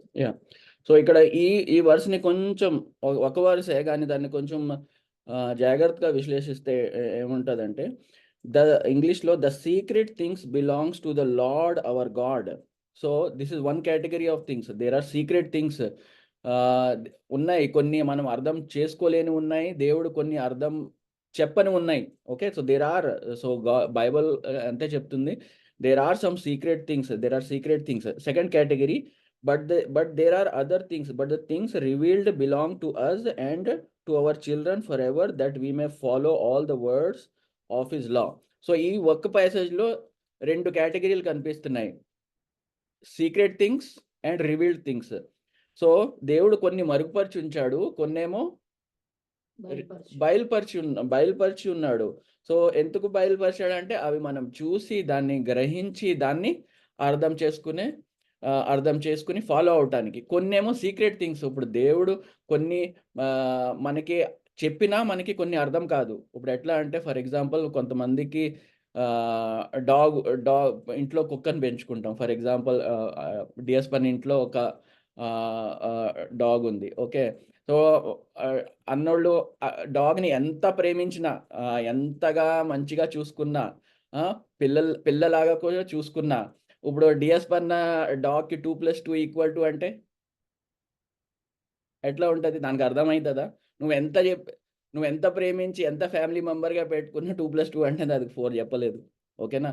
సో అట్లనే దేవుడు కూడా మనకి కొన్ని రివీల్ చేయాలనుకున్నా కూడా మనకి అర్థం కావు. మోషే లాంటి వారే ముఖాముఖిగా ఫ్రెండ్ లాగా దేవుడు వచ్చి తన హార్ట్ని చెప్పేవారు కూడా ఆయనని ఎలా చూపించాడంటే అరిచేత హస్తం చాటులో చూపించాడనమాట. So there are secret things which God doesn't reveal, and there are certain things which God reveals so that we believe. ఇప్పుడు ఫర్ ఎగ్జాంపుల్, ఇప్పుడు మల్లిక అక్క చదివిన సామ్స్ 19, అది మీరు సరిగ్గా చూసుంటే దాంట్లో కూడా 2 parts ఉన్నాయి. 1 to 6 వరకు అక్క 1 to 14 వరకు చదివింది. 1 to 6 వరకు చూస్తే దేవుని సృష్టి గురించి చెప్పుంది. దాని గురించి మీకు గుర్తున్నదా? ఇప్పుడే చదివారు కదా, ఒక 5-10 మినిట్స్ ముందే చదివారు. 1 to 6 దేవుడు హస్తకళములు లేకపోతే హెవెన్స్ దాని గురించి ఎక్స్ప్లెయిన్ చేశాడు. మళ్ళీ 7 to 14 వరకు సెకండ్ పార్ట్లో ఏమున్నది? గాడ్స్ లాస్, గాడ్స్ కావాలంటే మళ్ళీ చదవచ్చు. God's laws, God's how beautiful are God's commandments అన్నట్టు చెప్పారు. సో ఇప్పుడు చూసారా ఎట్లానే కనెక్ట్ అవుతుందో. ఇప్పుడు నేను ఏదో వర్స్ చేశాను, అక్కేదో చదివింది, కానీ చూడు ఎట్లా కనెక్ట్ అవుతుంది. మనం ఒక చిన్న ప్యాసేజ్, చాప్టర్ 19 ఒక ప్యాసేజ్ చేస్తే దాంట్లో half portion is describing the glory of God, secret things of God. ఇప్పుడు సైన్స్ ఇప్పుడు చెప్తుంది ఎక్కడ ఏమున్నాయి, ఇప్పుడు నేచర్ గురించి, ఇప్పుడు మనం సృష్టి గురించి చెప్తున్నాయి. But still they things we cannot understand. ఇప్పుడు ఫర్ ఎగ్జాంపుల్ నేను ముందు కూడా ఈ ఎగ్జాంపుల్ చెప్పుంటాను. భూమి సూర్యుడి చుట్టూ ఒక కక్షంలో తిరుగుతుంది, ఒక ఆర్బిట్లో తిరుగుతుంది. ఇప్పుడు ఇక్కడున్న ఇలాగ చుట్టూ తిరుగుతుంది. దానికి ఒక కిలోమీటర్ అటెళ్తే ఏమవుతుంది? భూమి అంతా కూడా అంటార్టికా లాగా కోల్డ్ అయిపోతుంది అంట. 1 కిలోమీటర్ లోపలికి వస్తే సహారా డెసర్ట్ లాగా ఎడారైపోతుంది, డెసర్ట్ అయిపోతుంది. ఓకే, సో ఇప్పుడు మనం సైన్స్ మనకు అంతా అర్థం చెప్తుంది, ఇప్పుడే ఓకే ఇవన్నీ ఎక్స్ప్లెయిన్ చేస్తుంది. బట్ భూమి తన కక్షంలో నుంచి, తన ఆర్బిట్లో నుంచి 1 కిలోమీటర్ అటెళ్ళినా మనం ఇక్కడ లైఫ్ ఉండదు భూమి మీద. ఒక కిలోమీటర్ లోపలికి వచ్చినా లైఫ్ ఉండదు. మనం అర్థం చేసుకోలేము కొన్ని. సో సైన్స్ ఎంత చెప్పినా మనము కొన్ని అర్థం చేసుకోలేము. సో దట్ ఈస్ డ్యూటెరోనమీ 29:29 ఏం చెప్తున్నా అంటే, there are certain things which we can understand and there are certain things which we cannot understand. So కొన్ని మనము మన సెన్సెస్తో అర్థం చేసుకోగలము, కొన్ని మనము మన ఇంటెలెక్ట్, మన మైండ్తో మనం అర్థం చేసుకోగలం. ఇప్పుడు ఫిజిక్స్, సైన్స్, కెమిస్ట్రీ ఇవన్నీ మనం అర్థం చేసుకోగలము. బట్ కొన్ని ఫెయిత్ రిలేటెడ్ థింగ్స్ ఉంటాయి, దాన్నే స్పిరిచువల్ అంటారు. ఇప్పుడు అవి మనం those things we can only understand by spirit. కొన్ని మైండ్తో అర్థం చేసుకోగలిగినవి మనము మన స్పిరిట్తో అర్థం చేసుకోలేము. స్పిరిట్లో అర్థం చేసుకోగలిగినవి మైండ్తో అర్థం చేసుకోలేము. There are certain things which అందుకనే దాన్ని స్పిరిచువల్ అంటాం అనమాట. అది physical, it is beyond physical, beyond senses and beyond our mind, intellect అనమాట. ఒక వర్స్ చూద్దాము దాని గురించి. ఎఫిషియన్స్ హౌ మన ఆత్మీయ కన్నులు లేకపోతే ఆత్మీయ సెన్సెస్ ఏంటి అంటే దాని గురించి ఎఫిషియన్స్ దేవుడు మనకి ఓపెన్ చేయాలి. అవి ఆ ఫెయిత్, మనకి ఫెయిత్ రావాలంటే ఎఫిషియన్స్ 1, ఎఫీసీయులు 1, ఎఫీసీయులు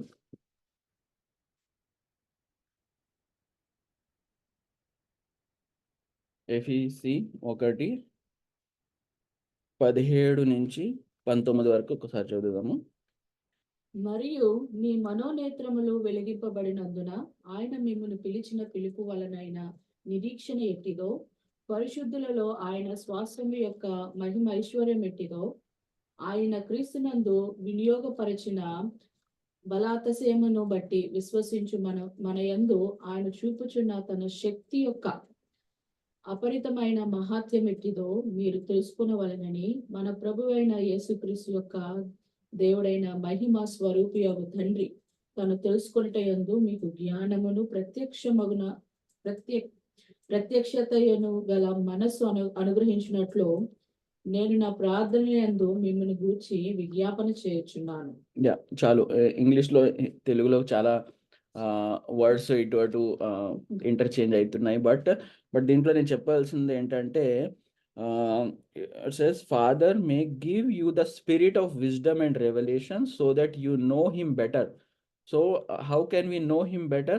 దేవుని ఎలా తెలుసుకోగలము అంటే, I pray also that the eyes of your heart may be enlightened. ఈ eyes of the heart అంటే ఏంటి? eyes of the heart అంటే ఏంటి? That is our spirit. అంటే మన మనోనేత్రములు అంటే మన ఆత్మ నేత్రములు కొన్ని అర్థం చేసుకోవాలి, కొన్ని తెలుసుకోవాలి. దేవుని ఫెయిత్ గురించి తెలుసుకోవాలి అంటే మన మనోనేత్రములు తెరవబడాలి. ఫర్ ఎగ్జాంపుల్ కొన్ని కొన్ని థింగ్స్ మన లైఫ్లో మనం చాలా క్వశ్చన్స్ వస్తూ ఉంటాయి. ఫర్ ఎగ్జాంపుల్ ఇప్పుడు కొన్ని what happens after our life, ఈ క్వశ్చన్కి ఎవరికన్నా ఆన్సర్ ఉంటుందా? మన భూమి మీద బతికేది 80 years 90 years. What happens after? మనం బైబిల్ చెప్తుంది మన faith there is heaven and there is hell అని మనం ఒక బిలీఫ్ ఉంటుంది మనకి. బట్ అది ఎలాగ మనం గ్రహించగలుగుతున్నాము? There is after death there is eternal life కదా. అవి మనం తెలుసుకోవాలి. అది ఎక్కడన్నా ప్రూఫ్ ఉంటుందా? ఎక్కడన్నా మనకు తెలుస్తుందా? ఇవన్నీ గ్రహించాలి అంటే మనకి ఎక్కడి నుంచి తెలుస్తాయి? మనకి మన స్పిరిట్లో మనము ఇవి మన మనోనేత్రములు తెరవబడాలన్నమాట. సో ఎఫిషియన్స్ కొన్ని ఎగ్జాంపుల్ మనం ఫెయిత్ గురించి మాట్లాడుకున్నాం. జీసస్ ఇంతే నా ఫెయిత్ అన్నట్టు మాట్లాడారు. లేకపోతే why are you afraid, why do you don't have faith. So మనం కొన్ని ఫెయిత్ గురించి కొన్ని ఎగ్జాంపుల్ చూద్దాం. ఒక అది జీసస్ చేసిన ఎగ్జాంపుల్ చూసాం. బట్ ఇంకొక ఎగ్జాంపుల్ చూద్దాం. మనుషులు ఫెయిత్ గురించి ఒక ఎగ్జాంపుల్ చూద్దాం. జేమ్స్ యాకోబు పత్రిక, జేమ్స్ చాప్టర్ 5 17 and 18. ఏలియా మన వంటి స్వభావం గల మనుష్యుడే. వర్షింపకుండునట్లు అతడు ఆసక్తితో ప్రార్థన చేయగా 3.5 సంవత్సరముల వరకు భూమి మీద వర్షింపలేదు. అతడు మరలా ప్రార్థన చేయగా ఆకాశము వర్షం ఇచ్చెను, భూమి తన ఫలం ఇచ్చెను. సో ఇక్కడ ఇంకా ఎలైజా ఫెయిత్ గురించి చూస్తున్నాం. ఇందాక మనం చూసింది జీసస్. మనం అనుకోవచ్చు కొంచెం అరే జీసస్ అంటే సన్ ఆఫ్ గాడ్ గా, దేవుడే కదా, అలాంటి అద్భుతాలు ఎలాగైనా చేసేస్తారు. బట్ ఇక్కడ ఏంటంటే ఇక్కడ క్లియర్గా రాసింది, Elijah was a man just like us, he prayed earnestly that it would not rain and did not rain అంట. Right, it is simple, very simple. దాంట్లో ఎక్స్ప్లెయిన్ చేసేది ఏం లేదు. ఇంకొక ఎగ్జాంపుల్ ఎలైజాది ఇంకొక ఎగ్జాంపుల్ చూద్దాం. సెకండ్ కింగ్, రెండో రాజులు చాప్టర్ 1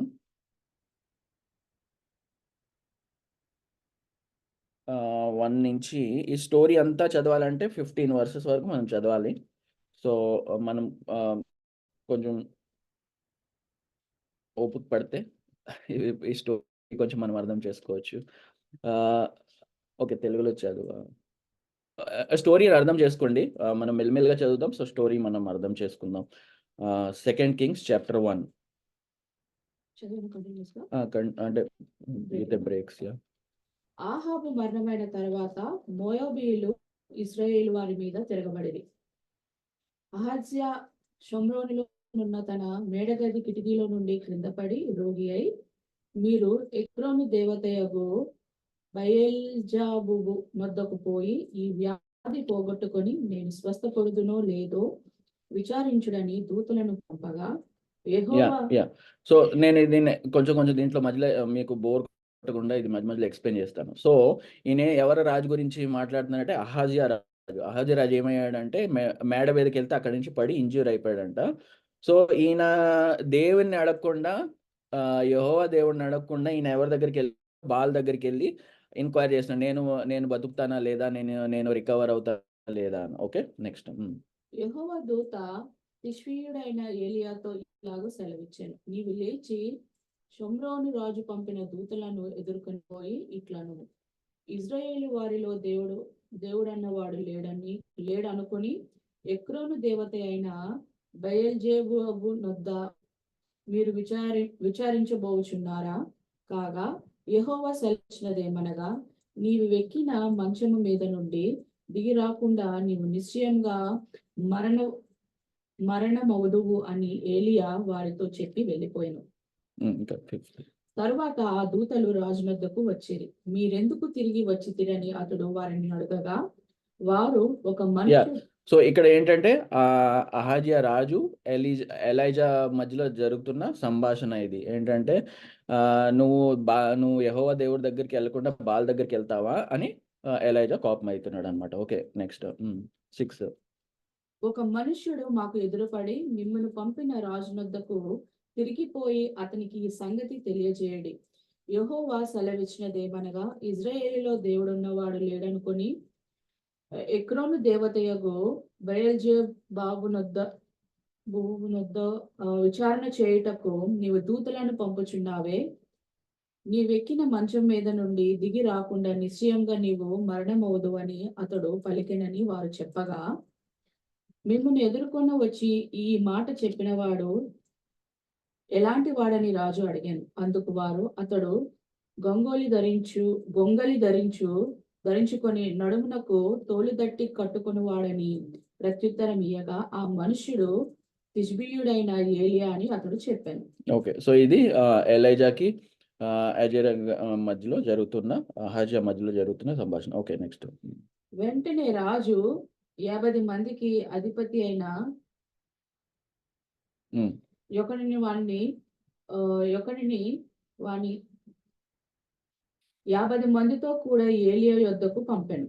అతడు కొండ మీద కూర్చుని ఉండగా అధిపతి ఎక్కి అతని సమీపమునకు పోయి, దైవజనుడా, నీవు దిగవలెనని రాజు ఆజ్ఞాపించుచున్నాడని.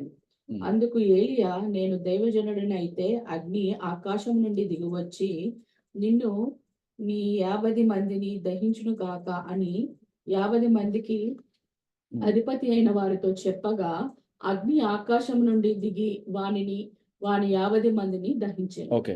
సో ఇది ఇక్కడ మెయిన్ పోర్షన్ నేను చెప్పాలనుకున్నది. ఇప్పుడు స్టోరీ బ్యాక్గ్రౌండ్ తెలిసింది కదా. ఇప్పుడు మెయిన్ ఏంటంటే ఇప్పుడు అహాజియా వాళ్ళ సోల్జర్స్ ని పంపిస్తున్నాడు అనమాట, ఎలైజాని పట్టుకుని తీసుకురా అని. ఈయన ఎక్కడ కూర్చున్నాడు? ఎలైజా ఎక్కడ కూర్చున్నాడు? కొండ మీద కూర్చున్నాడు. కిందేమో సోల్జర్స్ వచ్చేసారు. ఎంతమంది వచ్చారు? 50 మంది. 50 మంది వచ్చారు. ఓకే. సో సో ఈయనేమో కిందకి రాడు, వాళ్ళేమో పైకి పిలవట్లేదు. ఎందుకు? భయపడుతున్నాడు. ఎలైజా భయపడుతున్నాడు. అసలు ఈ 50 మంది వచ్చారు, నన్ను పట్టేసుకుంటారు అని. అక్కడి నుంచి ఏమంటున్నాడు? పైకి పిలవట్లేదు, ఈయన కిందకి రావట్లేదు. పైనుంచి ఏంటి చెప్తున్నాడంటే, నేను దేవుని if I'm the man of God let fire and ఇక్కడ బటన్ నొక్కేశాడు అనమాట. ఇక్కడ బటన్ నొక్కగానే పైన అక్కడ దేవుడు బటన్ నొక్కేస్తున్నాడు, ఫైర్ వచ్చేసింది. ఈ 50 మంది ఇక్కడ చనిపోయారు. ఈయన రియాక్షన్ ఎక్కడి నుంచి వస్తుందంటే ఈయన భయంలో నుంచి వస్తుంది. వెళ్ళి మాట్లాడొచ్చు కదా, ఫస్ట్ ఎందుకు పిలిచారా ఏంటి అని ఒకసారి మాట్లాడొచ్చు కదా. ముందు అక్కడ కూర్చొని బటన్ నొక్కేశాడు, అక్కడ దేవుడు కూడా బటన్ నొక్కేశాడు, ఇక్కడ 50 మంది పోయారు. Okay, next. మరలా రాజు 50 మంది మీద అధిపతి అయిన మరి ఒకరిని వాని 50 మందితో కూడా పంపగా, వీడు వచ్చి, దైవజనుడా, త్వరగా దిగరమ్మని రాజు ఆజ్ఞాపించుచున్నాడు నేను. అందుకు ఏలియా, నేను దైవజనుడనైతే అగ్ని ఆకాశం నుండి దిగి వచ్చి నిన్ను నీ 50 మందిని దహించుగాక అని చెప్పగా, ఆకాశం నుండి దేవుని అగ్ని దిగి వాని 50 మందిని దహించాను. ఇప్పుడు మళ్ళీ ఇదేంటి? సెకండ్ టైం ఇది. మళ్ళా సేమ్ స్టోరీ రిపీట్ అయితే మళ్ళీ 50 మంది వచ్చారు, మళ్ళీ బటన్ నొక్కేశాడు, అక్కడ దేవుడు బటన్ నొక్కేశాడు, ఇక్కడ మళ్ళీ ఇంకా 50 మంది పోయారు. ఇప్పుడు టోటల్ ఎంతమంది పోయారు? టోటల్ 100. టోటల్ 100. ఓకే. సో ఇప్పుడు నెక్స్ట్ ఏమైతుందో చూద్దాం. ఇంకను రాజు 50 మందికి అధిపతి అయిన ఒకనిని వాని 50 మందితో కూడా పంపగా, 50 మంది మీద అధిపతి అయిన ఆ 3వ వాడు వచ్చి ఏలియా ఎదుట మోకాలుని, దైవజనుడా, దయచేసి నా ప్రాణమును నీ దాసులనైన ఈ 50 మంది ప్రాణములను నీ దృష్టికి ప్రియమైనవిగా ఉండనిమ్ము. ఇప్పుడు వీళ్ళు భయపడ్డారు. ఇప్పుడు వీళ్ళు భయపడి ఇంకొక మార్గం ఎదుగుదామని మెల్లిగా రిక్వెస్ట్ చేశారనమాట. నా ప్రాణం మీద కొంచెం జాలి చూపు, మా 50 మంది మీద జాలి చూపు, లేకపోతే ఇప్పుడు 150 అయిపోతారు అని ఈయన కొంచెం రిక్వెస్ట్ చేశాడు. ఇప్పుడు ఏమైంది? నెక్స్ట్ 15. చిత్తగించుము, ఆకాశం నుండి అగ్ని దిగి వెనుకటి పంచదశాధిపతులను ఇద్దరిని వాని 50 మందితో కూడా దహించెను. అయితే నా ప్రాణము నీ దృష్టికి ప్రియమైనదిగా ఉండనిమ్మని మనవి చేయగా, యెహోవా దూత వానికి భయపడక వానితో కూడా దిగుపొమ్మని ఏలియాకు సెలవిచ్చెను కనుక అతడు లేచి వానితో కూడా రాజునొద్దకు వచ్చాడు. ఇప్పుడు ఏంజల్ వచ్చి ఇప్పుడు చెప్తున్నది ఏంటంటే, ఇప్పుడు వెళ్ళి భయపడకు, ఎందుకంటే ఎలాజ భయపడుతున్నావు, భయపడకు, వెళ్ళి మాట్లాడు వాళ్ళతో, అసలు ఎందుకు వచ్చారు ఏటో మాట్లాడు అని చెప్తున్నారు అనమాట. కానీ ఈసారి కూడా బటన్ నొక్కేస్తే ఏమైపోయేది, మళ్ళీ దేవుడు కూడా ఫైర్ పంపేది. ఇప్పుడు నాకు ఇంట్రెస్టింగ్ ఏంటంటే ఈయనేమో భయపడుతున్నాడు, కానీ దేవుడు కూడా ఆలోచిస్తలేదు. ఈయన బటన్ నొక్కుతున్నాడు, అక్కడ ఆయన బటన్ నొక్కేస్తున్నాడు. Okay, so so this is the faith of Elijah. ఇది ఎలైజా ఫెయిత్. ఇది ఇప్పుడు ఈ స్టోరీ అంతా చెప్పింది ఏంటంటే ఎలైజా ఫెయిత్ గురించి చెప్తున్నాను అనమాట. ఇప్పుడు ఒక మనిషి మనం చదివి స్టార్ట్ చేసింది ఏంటంటే Elijah was a man like us. He was not God, he was not son of God, he was a man like us who, ఆయన ఒక బటన్ నొక్కుతుంటే 50 మంది పోతున్నారు. ఆ ఫెయిత్. ఓకే, ఇప్పుడు మళ్ళీ నెక్స్ట్ ఇంకొక ఎగ్జాంపుల్ చూద్దాము. ఎలైషా ఎగ్జాంపుల్ చూద్దాము. ఎలైజాకి ఎలైషాకి ఏంటి రిలేషను? గురు శిష్యులు. సో శిష్యుడిగా ఆయన ఏంటాడు అసలు? ఒక మెయిన్ ఇంపార్టెంట్ ఏంటంటే ఎలైషా ఏం అడిగాడు, ఏమి అసలు ఒక వరం అడిగాడు. ఏం వరం అడిగాడు? ఆత్మ అడిగాడు. రెండంతల ఆత్మ. సో డబల్ ఫెయిత్ అడిగాడు, డబల్ స్పిరిట్ అడిగాడు, డబల్ ఫెయిత్ అడిగాడు. ఇప్పుడు చూద్దాం నెక్స్ట్ ఆ డబల్ ఫెయిత్ అన్న దానికి ఒక ఎగ్జాంపుల్ మనం చూద్దాం. వాట్ ఎలైషా ఫెయిత్ చూద్దాం. ఓకే, 2 Kings, అక్కడ ఇంకో 2 పేజీలు తిప్పితే 2 Kings 6:8-17 మళ్ళా ఒక చిన్న ప్యాసేజ్ అక్కడ, మళ్ళా కొంచెం ఓపిక పడితే మెల్లిగా చదివి అర్థం చేసుకుందాం స్టోరీని. సిరియా రాజు ఇశ్రాయేలుతో యుద్ధము చేయవలనని కోరి తన రెండో రాజులు 6:8-17 వరకు చూద్దాం. ఇంకొక స్టోరీ అన్నమాట ఇది. సిరియా రాజు ఇశ్రాయేలుతో యుద్ధము చేయవలనని కోరి తన సేవకులతో ఆలోచన చేసి ఫలాని స్థలమందు మన దండుపేట ఉంచమని చెప్పాను. అయితే ఆ దైవజనుడు ఇజ్రాయేలు రాజు ఇక్కడ ఏంటంటే, ఇప్పుడు స్టోరీ బ్యాక్గ్రౌండ్ ఏంటంటే, ఇక్కడ కింగ్ ఆఫ్ అరామ్, ఇక్కడ సిరియా రాజు ఇప్పుడు ఎవరితో గొడవ పడుతున్నాడు? ఇజ్రాయెల్తో గొడవ పడుతున్నాడు అనమాట. ఆయన ఏం చేసేవాడు అంటే ట్రాప్లు పెట్టేవాడు. ఈ ఇజ్రాయెల్ నేను ఎలా పట్టాలా అని. ఇప్పుడు హమాస్ ఎట్లా చేస్తుంది, వీళ్ళకి ట్రాప్లు ఎలాగ వేస్తుంది ఇజ్రాయెల్కి, అలాగా. అప్పుడు ఈయన ఏంటంటే ట్రాప్ వేసేవాడు అనమాట, వీళ్ళని ఎక్కడ పడదామా అని. కానీ ఇప్పుడు ఏం జరుగుతుందో చూద్దాం ఈ అన్నయ్య నుంచి. అయితే ఆ దైవజనుడు ఇజ్రాయేలు రాజునకు వర్తమానము పంపి ఫలాని స్థలమునకు నీవు పోవద్దు, అచ్చటికి సిరియనులు వచ్చి దిగి ఉన్నారని తెలియజేసిన గనుక ఇజ్రాయేలు రాజు దైవజనుడు తనకు తెలిపి హెచ్చరిక చేసిన స్థలమునకు పంపి సంగతి తెలుసుకొని తన వారికి రక్షించుకొని. ఇప్పుడు విషయం ఏంటంటే, ఇక్కడ ఈయన ఎన్ని ట్రాప్లు వేస్తున్నా కూడా వీళ్ళకి ఎలా తెలిసిపోతుంది?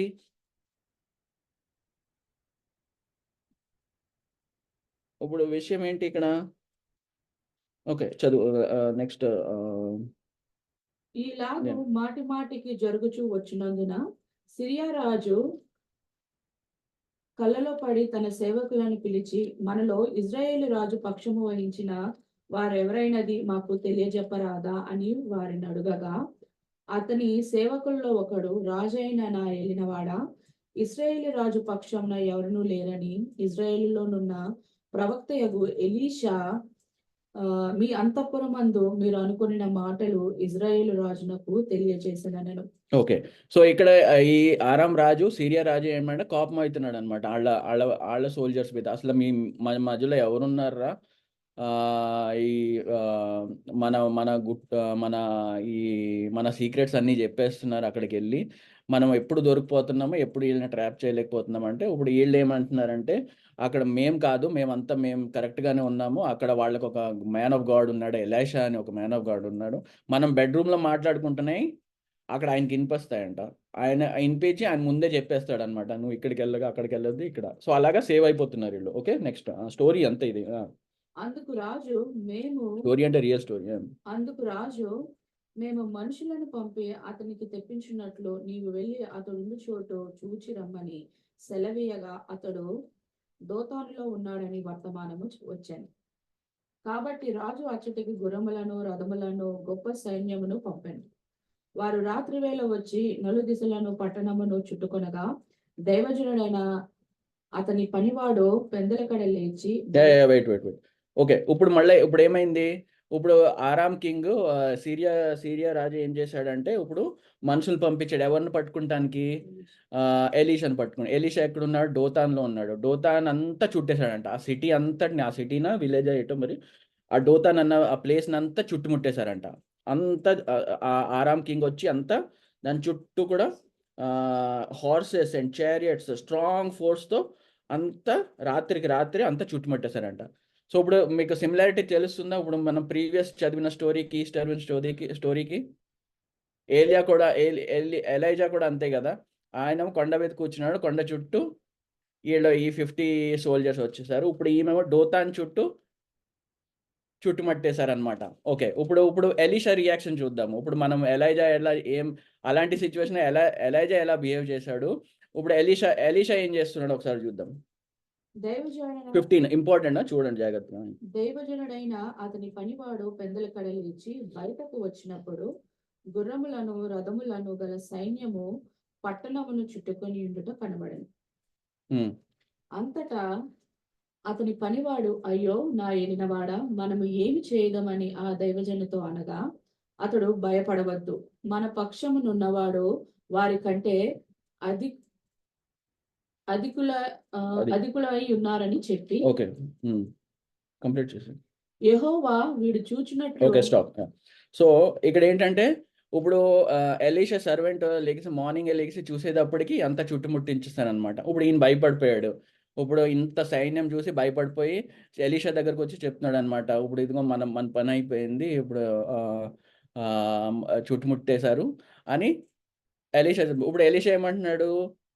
Do not be afraid, the prophet answered, those who are with us are more than those who are with them. మనకి గుర్తొస్తుంది జీసస్ ఇందాక బోట్లో ఏమన్నారు? Why are you afraid, you don't have faith. ఇప్పుడు ఇది సిమిలర్గా అనిపించట్లే? ఎలీషా ఏమంటున్నాడు? ఇప్పుడు భయపడొద్దు అంటున్నాడు. ఇప్పుడు మనం ఆ సర్వెంట్ పొజిషన్లో మనం పెట్టుకుని చూసుకుంటే అంతా మన చుట్టూనేమో సైన్యం మనల్ని చుట్టుముట్టేస్తే ఎట్లా ఉంటుంది? ఇప్పుడు ఎలీషా ఏమో డోంట్ బి అఫ్రైడ్ అంటున్నాడు. ఎలా ఉంటుంది పరిస్థితి? ఓకే, ఇప్పుడు నెక్స్ట్ చదువుదామండి. అతడు భయపడవద్దు, మన పక్షంలో ఉన్నవారు వారి కంటే అధికులై ఉన్నారని చెప్పి, యెహోవా వీడు చూచినట్లు దయచేసి వీని కండ్లను తెరవమని ఎలీషా ప్రార్థన చేయగా, యెహోవా ఆ పనివాని కండ్లను తెరవజేసెను కనుక వాడు ఎలీషా చుట్టూను పర్వతము అగ్ని గుర్రముల చేత రథముల చేత నుండి ఉండుట చూచాను. సో ఇప్పుడు ఏం చేశాడు? ఆయన ప్రేయర్ చేస్తే, ఎలీషా ప్రేయర్ చేస్తే ఇప్పుడు సర్వెంట్ మనోనేత్రములు తెరవని. ఇందాక చదవం ఎఫిషియన్స్లో ఏం చదవం మనం? మన మనోనేత్రములు తెరవబడినంత వరకు మనకి ఏం అర్థం కాదు. ఎంత చెప్పినా ఏం చేసినా ఏం అర్థం కాదు. మనోనేత్రములు తెరవబడినప్పుడు ఈయనకి ఏం కనపడుతున్నాయంట? ఆయన చుట్టూ ఏం కనపడుతున్నాయి? అగ్ని గుర్రములు.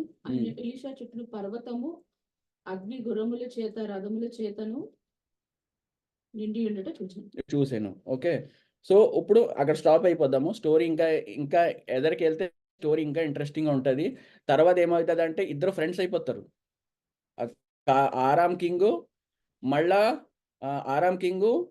మన ఇజ్రాయెల్ కింగ్ ఫ్రెండ్ అయిపోయి మళ్ళా ఆయన లైఫ్ టైంలో వచ్చి మళ్ళా డిస్టర్బ్ చేయడంట. ఇప్పుడు for example Hamas Israel friend అయిపోతే ఎట్లా ఉంటుంది ఆ పరిస్థితి అనమాట. సో అలాగా ఇద్దరు ఫ్రెండ్స్, చాలా ఇంట్రెస్టింగ్ ఉంటుంది. ఎదురు చదవండి, మీరు చదవండి, ఇప్పుడు మనం దాంట్లోకి వెళ్ళట్లేదు. సో విషయం ఏంటంటే సర్వెంట్ మనోనేత్రంలో తెరవబడి కనుక ఆయన చూడగలిగాడు. ఇప్పుడు ఎలీషా చూడగలిగాడు. ఆయన దేవుని దూతలు లేకపోతే దేవుని ఫైర్ చారియట్స్ ఆఫ్ ఫైర్ ఆయన చూడగలిగాడు కనుక ఆయన రియాక్షన్ వేరేగా ఉంది. యాక్చువల్గా వాళ్ళకి ఫుడ్ పెట్టిస్తాడు. నెక్స్ట్ ప్యాసేజ్లో ఎదురు చదివితే ఆ సైన్యాలందరికీ ఫుడ్ పెట్టిస్తాడు. ఫుడ్ పెట్టించి ప్రేమతో పంపిస్తాడు. వాళ్ళు మళ్ళా తిరిగి రారు వీళ్ళ దగ్గరికి. ఓకే, ఆయన రియాక్షన్ ఎట్లా ఉన్నది. కానీ ఇప్పుడు ఈయన ఎలైజా ఈయన మనోనేత్రం తెరవబడి కనుక ఇలాగ రియాక్ట్ అయ్యాడు. ఈయన మనోనేత్రం పడకపోతే ఏం చేసేవాడు? మళ్ళీ బటన్ నొక్కేసేవాడు. మళ్ళీ 150 మందో 250 మందో పోయేవారు. అర్థమవుతుందా? నేను 2 కంపేర్ చేసి ఎట్లా చెప్తున్నాను? సో ఇప్పుడు అర్థమైందా డబుల్ ఫెయిత్ అన్నది ఏంటి? అర్థమైందా? ఎలీజాయే గొప్పవాడు. ఎలీషా డబుల్ ఫెయిత్ అడిగాడు, డబుల్ పోర్షన్ ఆఫ్ స్పిరిట్ అడిగాడు. Now you get the difference. ఆయన సేమ్ సిచ్యువేషన్లో ఉన్నవాళ్ళు ఆయన ఎలా ఎలీజా ఎలా రియాక్ట్ అయ్యాడు, ఎలీషా ఎలా రియాక్ట్ అయ్యాడు. That is what the double portion of the spirit is, or double faith is. Increase in the more faith. So ఇద్దరు రియాక్షన్స్ డిఫరెంట్. రెండిట్లో దేవుడు ఉన్నాడు, 2 సిచ్యువేషన్లో దేవుడు ఉన్నాడు. Okay, so so that is just an example. ఇంకా నేను మోజెస్ ఎగ్జాంపుల్ రాసుకున్నాను కానీ ఇంకా టైం అవుతుంది.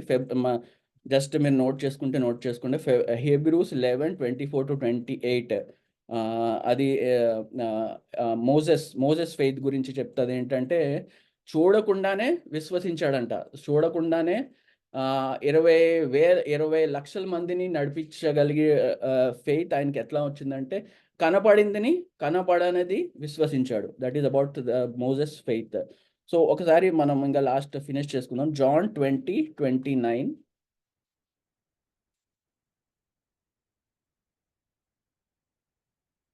జాన్ 20.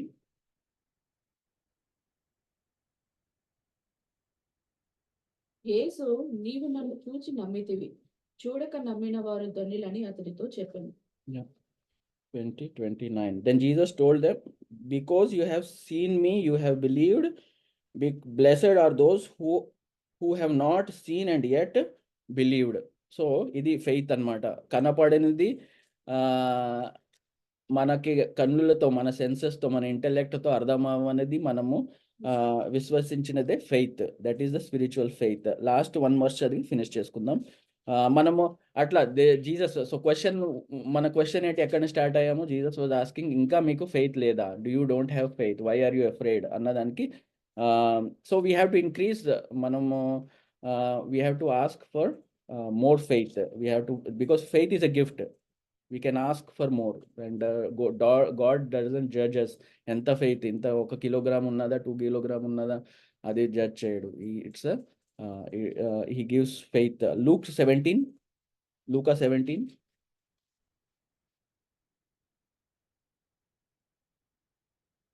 5 and 6. Luke 17. అపోస్తలులు మా విశ్వాసము వృద్ధి పొందించమని ప్రభువుతో చెప్పగా, ప్రభువు, మీరు ఆవగించేంత విశ్వాసము గలవారైతే ఈ కంబలి చెట్టును చూచి నీవు వేళ్లతో కూడా పెళ్లగింపబడి సముద్రంలో నాటబడమని చెప్పుమన్నప్పుడు అది మీకు లోబడును. సో ఇక్కడ ఎంత విశ్వాసం కావాలి? ఎలైజా అంత విశ్వాసం కావాలా, లేకపోతే ఎలైషా అంత విశ్వాసం కావాలా అంటే ఆవగించేంత విశ్వాసం ఉంటే సరిపోతుంది అని. That was the Jesus answer. So ఇప్పుడు మనము సో జస్ట్ అయిపోయింది, కన్క్లూడ్ చేసేసిన. సమ్మరీ ఏంటంటే, సో మనకి ఎలాంటి ఫెయిత్, మనకు ఇప్పుడు మనకు కూడా ఇలాంటి ఫెయిత్ ఉండాలా? రేపటి నుంచి మార్నింగ్ వెళ్ళి హుసేన్ సాగర్కి వెళ్ళి మనం వాక్ చేస్తాకి ట్రై చేద్దామా ఎట్లా? లేకపోతే మనం కూడా ఏమన్నా బటన్ నొక్కే ప్రాక్టీస్ ఏమన్నా చేద్దామా? సో విషయం ఏంటంటే, మనల్ని దేవుడు ఏ సిచ్యువేషన్లో మనల్ని ఎక్కడ పెట్టాడో అంతే అడుగుతాడు.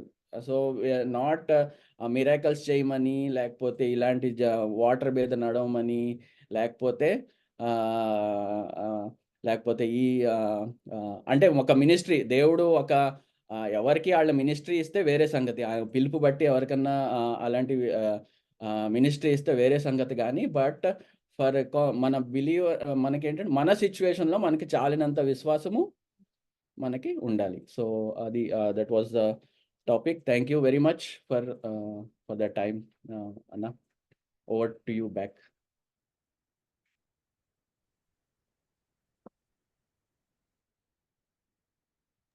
దేవుడు తన వాక్యం ఆశీర్వదించి దీవించును గాక. చక్కటి మరి మెసేజ్ విన్నాం మనం. మరి మన విశ్వాసం మనం ఎలా కాపాడుకోవాలి, మనం ఎంత విశ్వాసం కలిగి ఉండాలి అనే దాని గురించి కూడా చక్కగా 2-3 ఎగ్జాంపుల్గా చెప్పి కొంతమంది దైవజనుల్ని తీసుకొచ్చి మనకు చూపించిన విధానం బట్టి దేవునికి వందనాలు స్తోత్రాలు చెల్లిస్తున్నాను. అదేవిధంగా సురేష్కి నా యొక్క హృదయపూర్వక వందనాలు చెల్లిస్తున్నాను. సో మనం క్లోజింగ్ ప్రేయర్కి వెళ్దాం. మన మధ్యలో పాస్టర్ విల్సన్ బాబు గారు ఉన్నారు. క్లోజింగ్ ప్రేయర్ చేసి మనకు ఆశీర్వదిస్తారు. ప్రార్థించుకుందాం. సర్వ సృష్టి స్థితులకు కారణమైన మా తండ్రి, మీ బంగారు పాదాల కొట్ట స్థుతులు స్తోత్రంలో వందనాలు కృతజ్ఞతలు చెల్లించుకుంటున్నాము. అయ్యా మీ దాసులున్న ప్రభా ప్రియులు సురేష్ గారిని దినాన్ని మీరు కాచి కాపాడి భద్రపరిచి అయ్యా వాక్యంలో ఉన్న ప్రభా మంచి మెళకువలతో కలిగిన ప్రభా మన చూచి నమ్మిన వారి కంటే చూడక నమ్మిన వారి దానిలో అనే గొప్ప విశ్వాసపు క్రియను అనేక మంది నాయన మరి భక్తుల ద్వారా సేవకుల ద్వారా మీ యొక్క ప్రీబిడ్లుగా ముద్రించబడిన ఆయన దైవజనుల ద్వారా కొన్ని విషయాలు బయలుపరచబడడానికి మీరు ఇచ్చిన జ్ఞానం బట్టి తెలివి వివేకాన్ని బట్టి మీకు వందనాలు చెల్లించుకుంటాం. నా ప్రభా మరి ఎలీషానే వారు పట్టుకోవాలను హతమార్చాలను వచ్చినప్పటికీ కూడా తెలియని రీతిగా వారు షోమ్రోడ్లోకి వెళ్ళి శత్రువుల మధ్యలో పడిపోయారు. ఆయన ఇది ఉన్న ప్రభా మరి దుష్టుడు తరమకుండా పారిపోనున్నట్లుగా ఒక క్రియ కూడా మీరు చూపించారు ప్రభా, మీకు వందనాలు చెల్లించుకుంటున్నాం. అయినప్పటికీ నా ప్రభా మరి వారి మధ్యలో శోధన శత్రుత్వం లేకుండా ప్రేమను కలిగించారు, మీకు వందనాలు చెల్లించుకుంటున్నాం. జూబులో కూడినందరినీ కూడా బట్టి మీకు వందనాలు చెల్లించుకుంటున్నాం. ప్రతి ఒక్కరిని కుటుంబాలన్న ప్రభా మరి పెద్దవారి మీద వచ్చే వారి వరకు పేరు పెంచుకుని మీరు జ్ఞాపకం చేసుకోండి, సరే దీవించండి, ఆశీర్వదించండి, మీ కృప వారి తెలింపచేయండి. మరి వాక్యాన్ని బట్టిన ప్రభా సురేష్ కూడా మీరు దీవించండి, అలాగే కుటుంబాన్ని దీవించండి.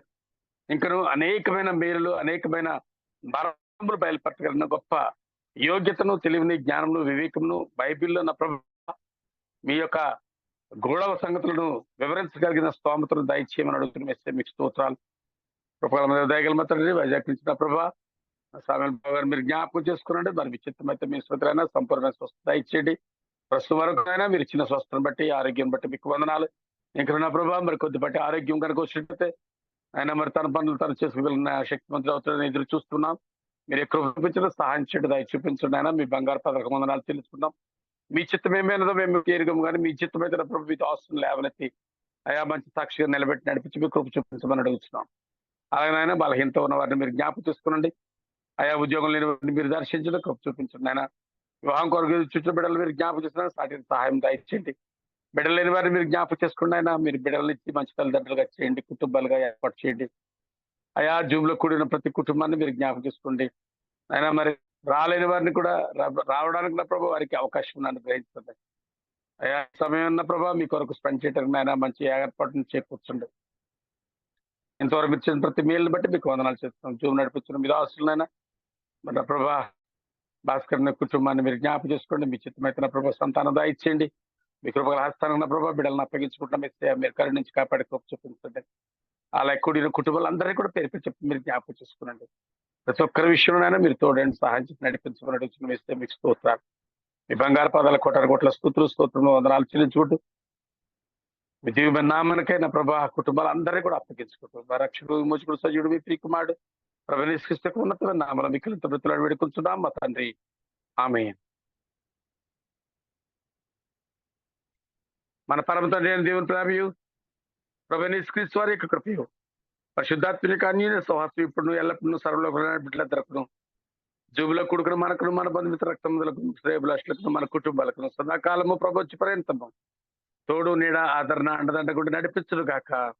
ఆమేన్, ఆమేన్, ఆమేన్. అందరికీ వందనాలు. Praise the lord all of you. Praise Lord. Praise lord.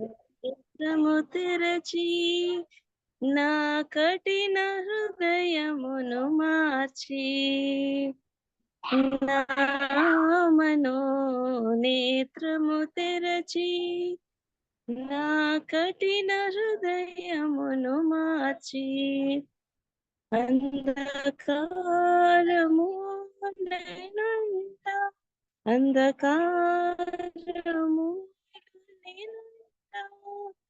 వెదకి నన్ను రక్షించితివి, వెదకి నన్ను రక్షించితివి. Praise the lord family.